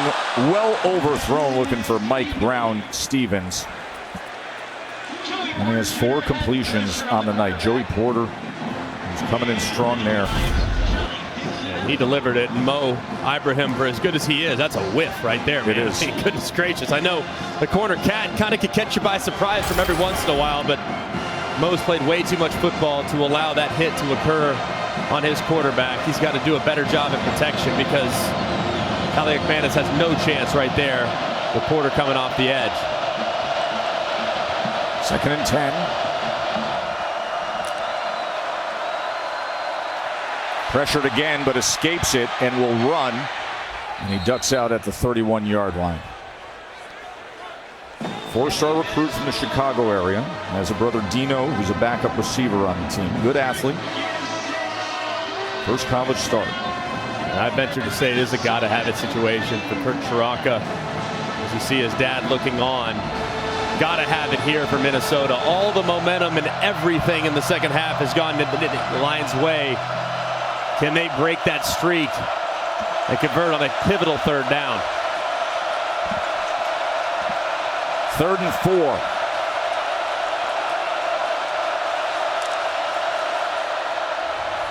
Ibrahim can't go anywhere. He is wrapped up in the backfield by Curtis Jacobs. Jacobs had a wild pick 6 interception return against Michigan. Comes up with a good TFL here. That's their 6th of the night, Greg. Yeah, I mean, just working right here. He slips inside the right guard. It just, I mean, I don't know what you want the running back to do in that situation. I mean, just no chance whatsoever as Bo gets beat inside. That's just really poorly done and not been the best night for the Minnesota offensive line.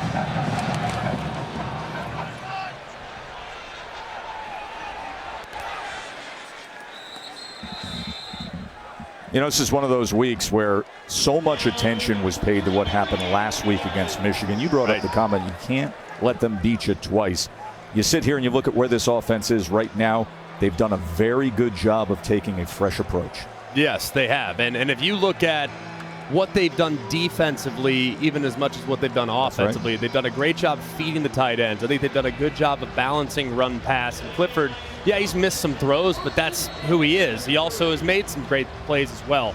But defensively, to me, that's been the statement tonight. Now, Minnesota has had their fair share of struggles the last few weeks offensively. But my goodness, man, I mean, compared to what they did last week against the run to where they're at right now, it's night and day difference. He goes to Allen out of the backfield. Clifford does have 3 touchdown passes. Of course, the 1 interception from Wally early on that was returned to set up the opening field goal. But just, you get the sense the reset button was hit. No doubt about it. And it's really, I mean, it's been impressive. I mean, you think, like I said, a week ago, I mean, as bad of a defensive performance against the run as you've seen for a Penn State team in quite a while, and they've bounced back beautifully and have really, I don't want to say it's their best performance of the year, but it's certainly, if it continues, it could make a strong case for that. So Justin Wally down on the turf at the end of that play. Here's the remaining schedule. You mentioned Ohio State. Here they come knocking on the door. Yeah, massive game, of course, next week, and one that will be as chaotic an environment as you can imagine here in Happy Valley. But you look at the rest of those games. I mean, the two games that are on the road away from this place are probably the two of the worst teams in the Big Ten. I mean, even if you lose next week against a heavily favored Ohio State team, I mean, you're staring 10-2 right in the face, which, by all accounts, is a pretty dang good season, and likely a New Year's Six bowl berth would result in it as well.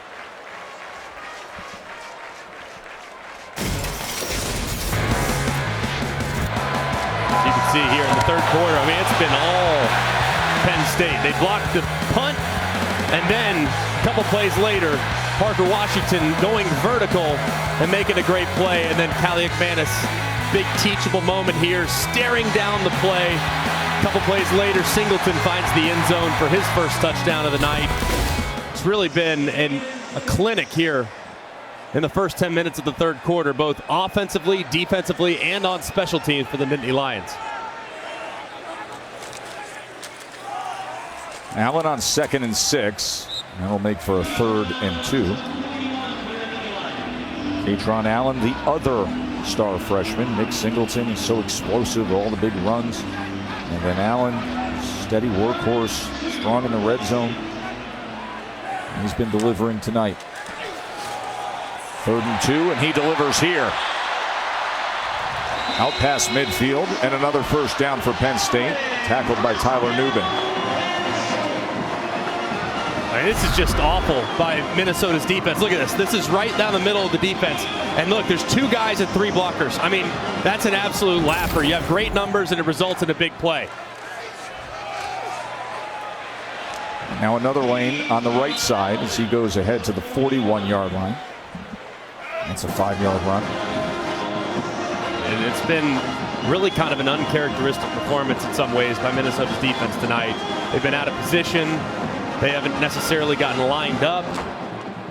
Penn State's done a good job of mixing some of their tempo a little bit too, but not used to seeing Minnesota out of position.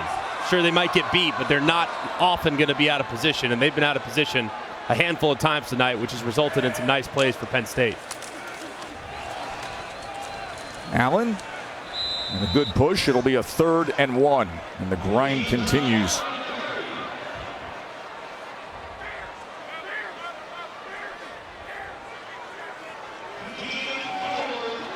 Can't imagine Penn State does anything but continue to run the ball right into the heart of that defense. And they've got the weaponry to do that. 3rd and 1. And that should move the chains again. You know, this week, Franklin, it's always brought up about having these 2 talented true freshmen. And he said, listen, at this point in the season, no longer rookies, no longer freshmen.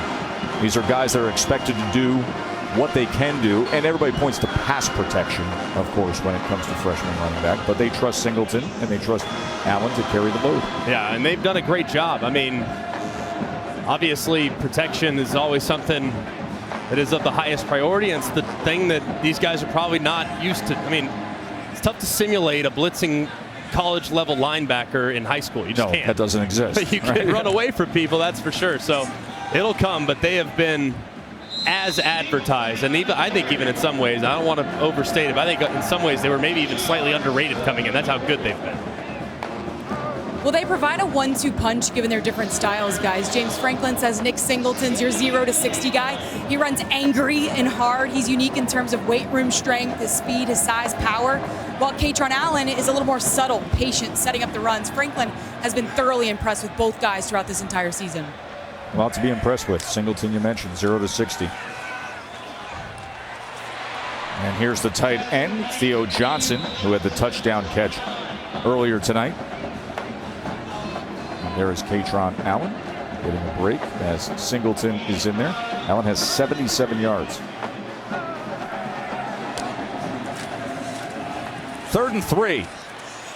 And that'll be stacked up right at the line of scrimmage. Good job by that front, including Thomas Rush. Interesting decision here for James Franklin. Do you kick the field goal or do you go for it? I think you could justify both, but with how your offense is played, it's kind of hard for me to justify sending the field goal unit out there. I mean, all the momentum's on your side. You have a veteran quarterback. The offensive line's been getting good movement. And your receivers have stepped up in a big way tonight. So that's what he will do here in the final minute of this third quarter on 4th and 3. Clifford on 4th down. And he will get it complete for a first down to Parker Washington. This is a good job here by Clifford. As soon as he motioned Parker Washington across the formation as the defender ran with him, you knew it was man coverage. Best thing to beat man coverage is slant, and they did it rare. Absolutely wide open, and in goes Mitchell Tinsley. And another touchdown pass for Sean Clifford. That is 4 tonight.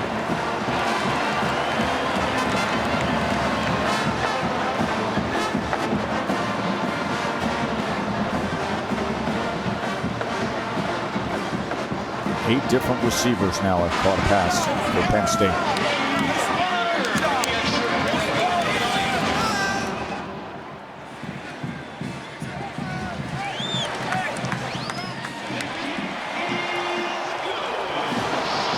Got to feel great for Sean Clifford. This is stealing right here. We talked about it a second ago. I mean, look, there's substitutions by Minnesota. They don't get things lined up. They have 2 corners on the right-hand side, and yet there's a third receiver out to the left at Tinsley. I mean, Joe, you can make that throw with ease with your left hand. And Clifford obviously just puts it up there, and Newman can't do anything about it but look back in disgust. And I said it a second ago, man, it is amazing to me to watch this Minnesota defense, a group that's so proud, does such a great job, so well coached, to be so discombobulated tonight and have this many busts is truly alarming. You know, guys, Mitch Tinsley remembers watching the 2019 whiteout from his dorm room at Hutchinson Community College. Wow. He said as he watched it, he always envisioned like that one day. And by betting on himself and believing he could play at the Power 5 level with the best, here he is playing in his first whiteout. He said it's been surreal just considering how his life has changed from 2019 to now, and he just added 7 to the board. You know, it's just such a cool story. I mean, obviously the transfer portal's changed the game in just so many different ways, and I mean, just giving guys the opportunity to really, I mean, it's turned college football in a lot of ways into a meritocracy where if you play well at a lower level, and albeit not super low level, I mean, Western Kentucky's phenomenal and it's won a ton of games, but it is the group of 5, and the environments aren't often like what we're seeing here in Happy Valley. You could play your way into an opportunity at a bigger school that's chasing a championship potentially, and it's really neat that it's been able to open up those opportunities for a lot of kids that were under-recruited. Redding on the return. And he gets it out to the 32. Been enjoying these magnificent views all night long with the AT&T 5G Skycam of this spectacular whiteout at Beaver Stadium. Of course, you can check out the AT&T 5G Skycast. That's live on ESPN3 and the ESPN app. Do you ever turn off the ESPN app on a Saturday? You are the most multi-screener of all time on a college football Saturday. It is a lot, I will admit. It's rare when I miss a lot of snaps, that's for sure.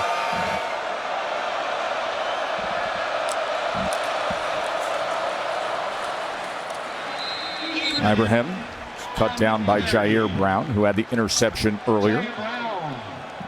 Final seconds of this third quarter ticking off, a third quarter that was all Penn State. Remember, Minnesota gathered momentum just before halftime. They cut it to 7. They got the ball to start the second half.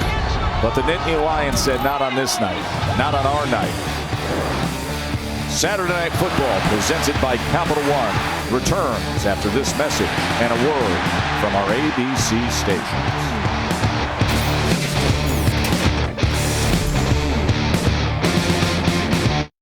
You know, those mornings when it takes...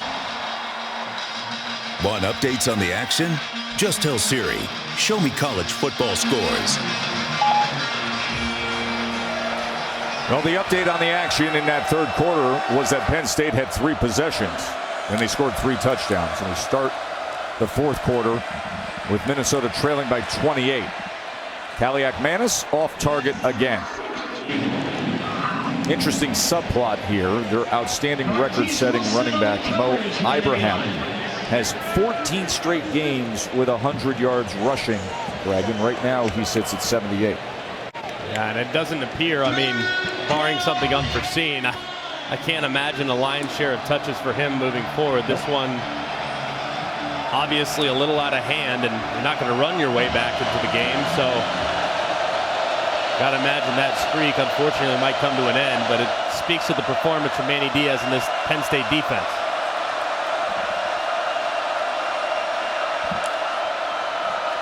Kaliak-Manis is underneath to his reliable tight end, Brevin Spann-Ford. Gets 7 yards there on what was 3rd and 9. So a 4th down and 2. Mo Ibrahim comes back in the game with that scenario. Yeah, no doubt about it. Obvious, got to go for it situation if you're PJ Fleck in Minnesota.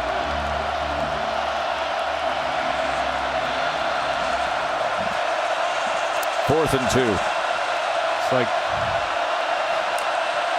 from their own 40. And Ibrahim will have the first down as he goes ahead for a gain of 4.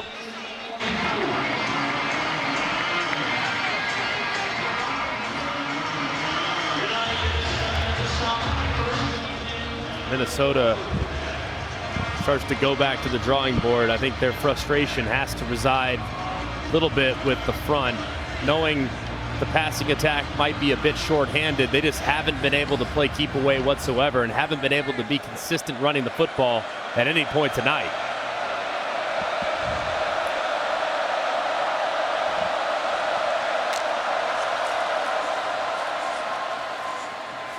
And just a yard and a half there. So a year ago, he's lost for the season from the Achilles injury. Meets with a sports psychologist to work through the mental aspect of the recovery. Puts his head down, stays focused post-injury, dedicates himself to coming back. And he came in this week 4th in the nation in rushing yards per game at 138 yards per game. Tonight, currently held to 83 is Mo Ibrahim. Trey Potts comes in.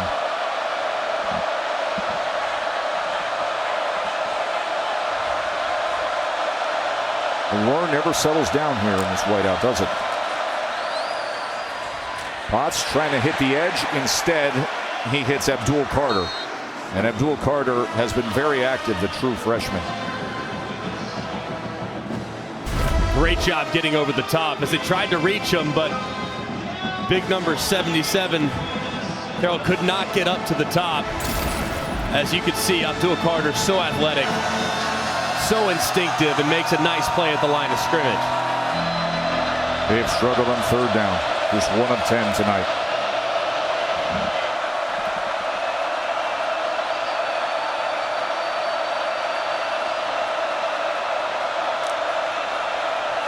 Third and 9. Kaliak-Manis on the in-cut gets it to Mike Brown-Stevens, but he'll be about 3 yards short of that line again. No doubt again with that 3rd down call. Yes, you'd love for that 3rd down call to result in a 1st down, but ultimately hitting Brown-Stevens underneath just makes this 4th down a little bit more manageable for the Gopher offense. As it looks like Cole Kramer, number 12, the Wildcat, athletic quarterback, checks into the ball game. He's done this throughout his career. Kramer running the Wildcat on 4th and 3 as they shift, and a direct snap instead goes to Ibrahim, who will move the chains. So Cole Kramer, who is a redshirt junior, was banged up a bit last week, but he is the runner. He's played a lot of Wildcat quarterback over the past few years. Another look for that Penn State defense to try to defend, and we put a bow on Ibrahim's 100-yard rushing performances, but now after a couple of nice carries, he's 10 yards away. trying to keep the streak going. 14 straight games with 100 yards rushing. And he is ripped down at the line of scrimmage immediately that time. Never had a chance because denied Dennis Sutton, the true freshman defensive end, was on top of him. Really nicely done. I mean, working against number 77, Quinn Carroll. He just removes Carroll and makes the play at the line of scrimmage. It is a deep group. They're very excited about some of the young players that are in this front seven defensively. And you see Dennis Sutton making an impact there on 1st and 10.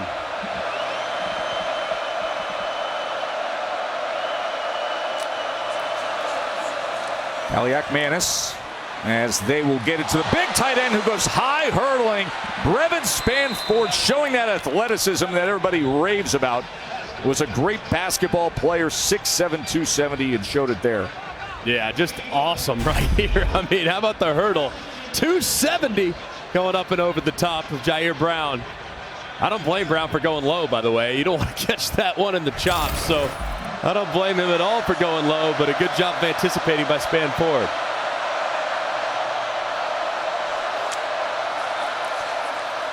Ibrahim. 100-yard game and a little more. They're going to mark him just short. He ran over Jair Brown, but that's 13 yards. And all of a sudden, Mohamed Ibrahim has a 100-yard rushing game. That's 15 straight. And the end of the play just shows you all you need to know about Ibrahim. I mean, look at him finish. And it's a 4-touchdown game, and this guy will play on Sundays, and yet he refuses to quit. Unable to cap it with the touchdown, though, on that carry as Kobe King made the tackle. But just for some perspective, Greg, 15 straight games with a 100-yard rushing game.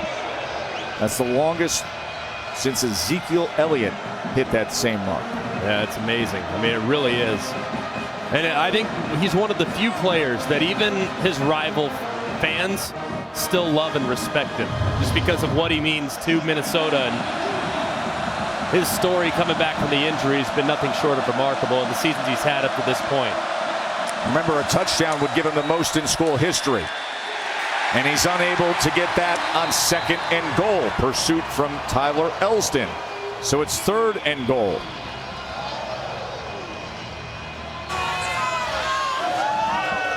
With how Penn State's kind of triggering, I don't know if Minnesota has it in their arsenal, but a little jump pass might be kind of nice.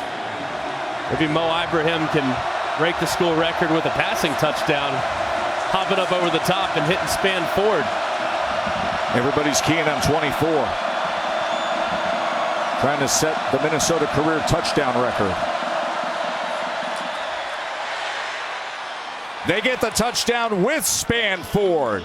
Kaliak Manis, touchdown pass to Brevin Spanford. 2 yards.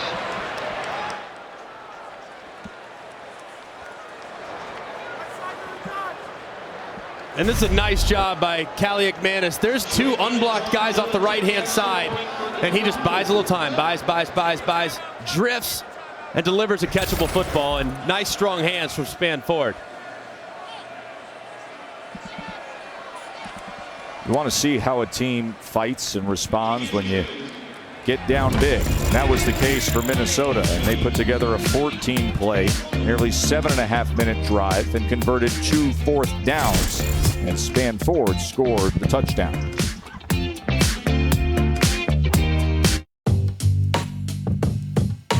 Aerial coverage provided by Goodyear, celebrating the challenge of road games everywhere. Are you ready for the road? Goodyear, more driven.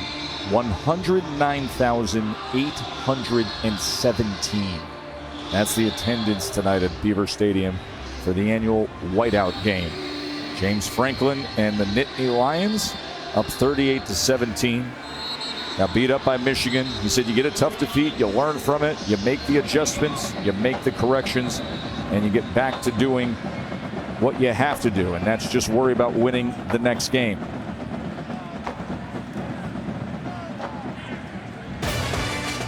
Called a timeout there, so we'll take a timeout. 8 minutes to play here.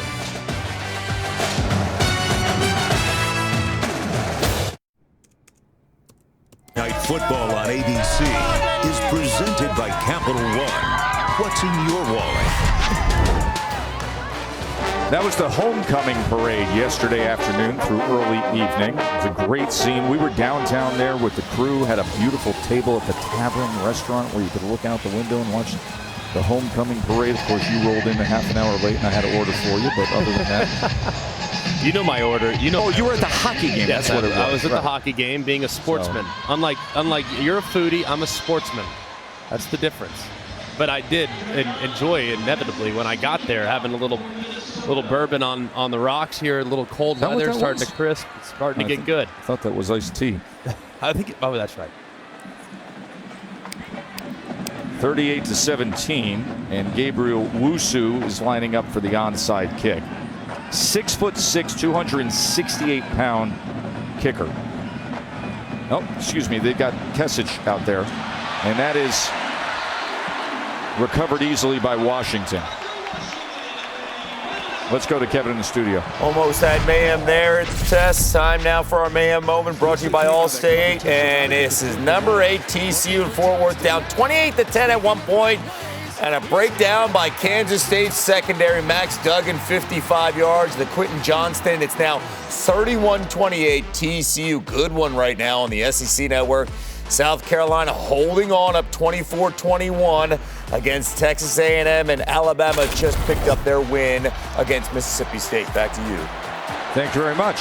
Drew Aller, the true freshman 5-star recruit, in at quarterback for these final 8 minutes as he hands off to Singleton. So Drew Aller, Greg, this is the guy that everybody says, listen, he's the future of the program. He was #1 in terms of a pocket pro-style quarterback in the recruiting rankings, and he's 6'5", 240 pounds, and just physically looks the part. He is a big dude, man. I mean, watching him on the field before the game, you always try to watch the backups, right? Like, what's going to be here in the years to come, and he is very, very gifted. I mean, has a tremendous amount of arm talent. And he will have a very bright future here at Penn State when given the opportunity to take over the reins.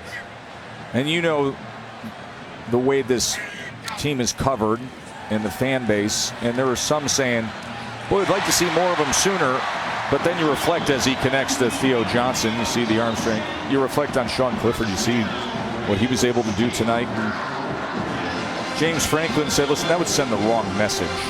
Sean's earned the right to be out there on that field. Sean went out there tonight and performed with a 4-touchdown evening. Yeah, I completely agree. I mean, you have a veteran guy that's earned the right, and he's the one in practice. As they chart practice every day, he's the one that's performed better. Now, ultimately down the road, can Aller become a better player than Sean Clifford? I think most Penn State fans hope that inevitably becomes the case, but I mean, Clifford gives you the best chance to win, and James Franklin's job is to put the guy out there at quarterback who gives you the best chance to win right now. Now this guy gives you a pretty good chance. Look at Nick Singleton. The freshman star just adds to the evening. 30-yard touchdown, Nick Singleton.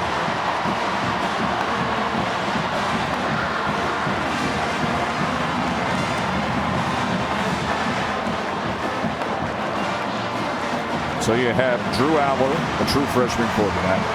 You got Patron Allen, a true freshman running back. And then you got the guy that was described earlier tonight in this broadcast, that 0 to 60. You just saw 0 to 60 in Singleton. No doubt. I mean, you can see just how fast he is. When he finds space, it is over. Pinniger with the 45th point of the night. So Penn State has had 6 plays over 20 yards. 4 of them have gone for touchdowns. The most recent comes from this breakout star, Nick Singleton.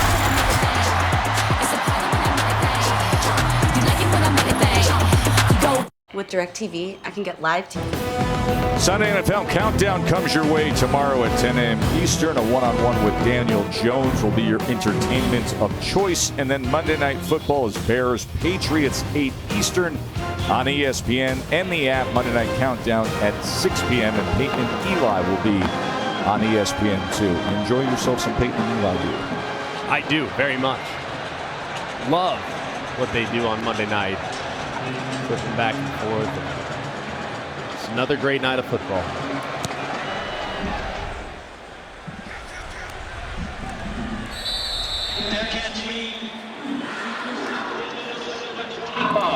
When Mo Ibrahim's Achilles ruptured last year, guys, he started researching NFL players that suffered similar injuries, guys like James Robinson and Marlon Mack. He said he wanted to study their rehab plans and track their progress because it's an injury with a bad reputation. People say, oh, if you tear your Achilles, you'll never be the same again. Well, Mo wanted to help change that narrative. It's part of the reason why he came back. He wanted to prove he could be just as productive post-injury. He's been able to do that, guys. Has he ever? 15 straight games with 100 yards rushing and tied a touchdown record, career touchdowns in Minnesota history with 43. Ray Potts getting some work here, spinning his way ahead. Kevin, what's up? Tess, reminding our audience, our Week 8 night window over on ESPN just underway on the West Coast. Washington and Cal in the first quarter. Texas A&M down now by 9 to South Carolina in the SEC Network late, and a good one in the fourth between Louisville and Pitt. Back to you. See, Greg, you still have a fun night of college football ahead of you. 2nd and 3, Kaliak-Manis, wide open target downfield, and going up and securing it is Mike Brown-Stevens. By the way, the nephew of music superstar John Legend. Tell you what, Kaliak-Manis, man, he is not afraid to stand in there, and he takes another big shot, but how about the catch? I mean, Brown-Stevens going up and making a big play. As you can see, Kaliak-Manis wore that one as he hung it up in the air. Excellent play by the wide receiver. Seeing some moments out of Kaliak-Manis. Potts gets it to the 15-yard line.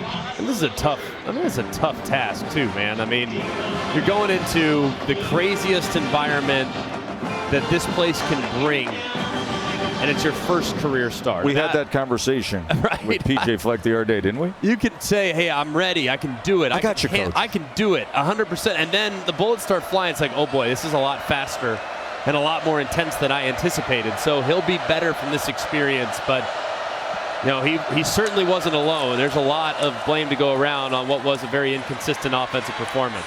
Potts is dragged down from behind as Amin Vanover makes the tackle. But it's not just getting out there your first start playing football where you got the live bullets flying out there. It's this whole thing. It's 109,000 people. You know, the big stage, the bright lights. This is the biggest stage and the brightest lights that you can have in college football. This game on this night. It's not your average run start. Yeah, I mean, I'll be honest with you. There's some tough places to play out there for sure. But I can honestly say that there probably won't be many that he'll experience that'll be much tougher than this. Tackled at the line of scrimmage. As it was DeLuca who had the black punt. There's just going to be a pause in the action as security is removing a fan who ran onto the field. And with that opportunity, let's go through the college football rankings brought to you by AT&T 5G. What a week for the rankings, too. I mean, if you could see Ole Miss, they'll be falling out. How far? We shall find out. UCLA, they vault way out after a poor performance on the road. Where does Oregon land? They land up here somewhere. And then, honestly, I think a team that really got penalized badly. Obviously, last week's performance, big reason for that. But, man, Penn State at 16 to me. Mm-hmm. Look, I know we're speaking to a partisan audience, but I think they are grossly underrated. I really do. And I think that they can defend like this, and if they can continue to run the football, and Parker Washington, for example, if he emerges, if the tight ends emerge to complement that run game, it's a dangerous team down the road. What do you expect next week in that matchup? They got to, get ready. Yeah, right? Of course. It's Ohio State. Yeah. Buckle up. Right. Buckle up. You got to make a couple plays offensively that are difficult to make naturally, but the biggest thing, you're not going to stop them from scoring. They're going to score. I know you have an excellent secondary. I know you feel great about some of your personnel on defense, but they're going to score. You have to match them if you want to be able to pull off one of the biggest upsets of the college football season. There's been magic before. Grant Haley, 2016, the blocked field goal return touchdown. Who knows? this season. Greg, thanks for going out last night and getting this beautiful footage of Nittanyville. This is last night. I mean, these students, they camp out. They're painting the signs. So they're 24 hours deep into this entire experience by the time you get to this point. We are! We are! Thank you! Minnesota, we're sinking that! They're into it. There is no doubt. 90 minutes before kickoff, the student section was overflowing. I mean, it is. They love themselves the whiteout. 4th down with 4 minutes to play. Kaliak-Manis to the end zone. And that is beyond the reach of Daniel Jackson. So it'll be a turnover on downs. So Manny Diaz, who of course had this roller coaster ride of his career, Texas, DC, Mississippi State, Miami, head coach, and then you know what happened with the turmoil down there, and then lands here at Penn State, and he's just in a happy place right now. He's coaching well, and his guys went out there and they really responded coming off the loss to Michigan with this performance defensively tonight. Yeah, we've known Manny for a long time. I love him personally. I think he's a phenomenal coach. Nobody exemplifies the challenges of the coaching profession better than Manny Diaz. I mean, the ups and downs that he's experienced in his career are just phenomenal. And that was proven true tonight, as they will be running things out here with Tank Smith. You could see back 10 years ago, he was the hottest coordinator in football there in 11 and 12, was fired in 13, rebranded himself, and really came into his own and did an amazing job at both Mississippi State and then Miami. He gets his dream job at Miami, and then was unceremoniously let go because they decided to go with Mario Cristobal instead after they finished the season well last year. He got a call after getting fired within hours by James Franklin. Wasn't sure if he wanted to hop back in, and this was just the right situation for him. But it's so tough to be a coach. It's so hard on the families. The roller coaster ride of emotions that you experience as a coach. Yeah, you see the buyout numbers, you see the salaries, it feels glamorous, but my goodness, is it so hard. And Manny Diaz has been a great example of that and has been first class at every stop, even though he has experienced great moments and a lot of adversity. And what a response tonight by his defense. You know, I think it's interesting you brought it up in terms of how quickly he went from what happened in the ending in Miami to saying, all right, I'm going to be a part of this at Penn State, because that was not the intent. I mean, he even admitted that he said, okay, man, I'm going to go down the keys and just turn off my brain for a little bit. Right. But James Franklin told us, he said, I'm going to pick up the phone and call him, not knowing what the response is going to be. And obviously they've got a lot of success together now.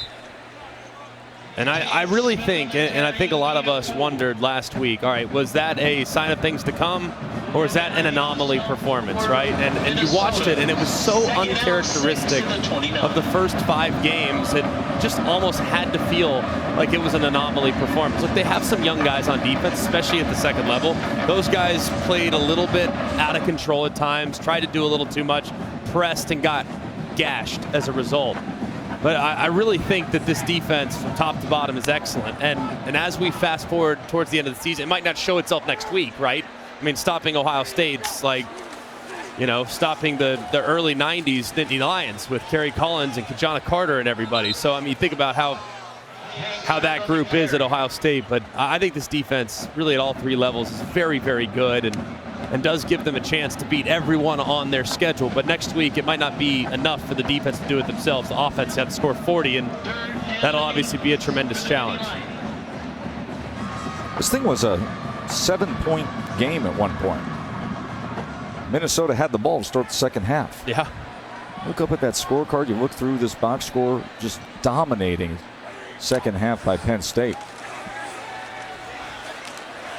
Aller going to throw the ball here with 1:15 remaining, looking for Liam Clifford.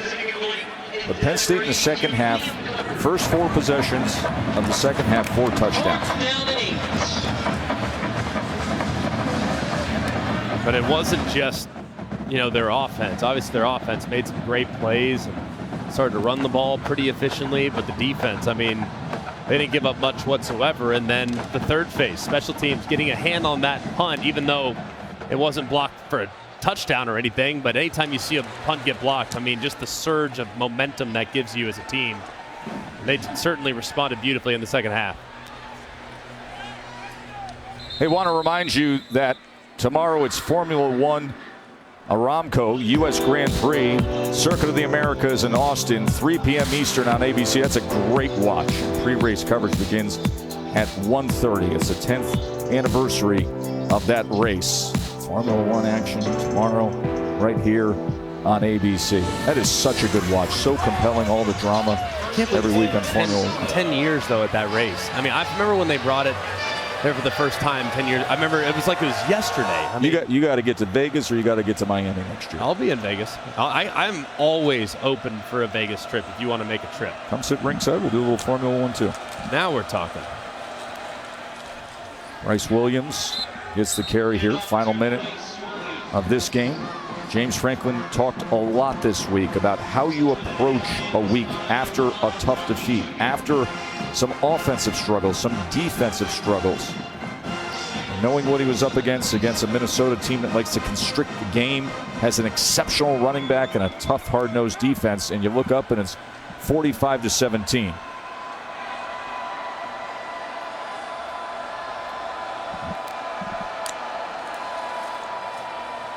Williams will get a little more work here. Always a great night. The whiteout. Those unique uniforms as well for Penn State. You don't say that often, but the numbers on the helmet, the white cleats instead of the black, the stripe down the pants. And the governor's victory bell between these two is fought for and goes to Penn State. Clifford had 4 touchdown passes. Singleton had 2 touchdown runs. Tight ends got involved early on. Tanner Morgan and Sean Clifford, 2 guys who used to play youth football against each other.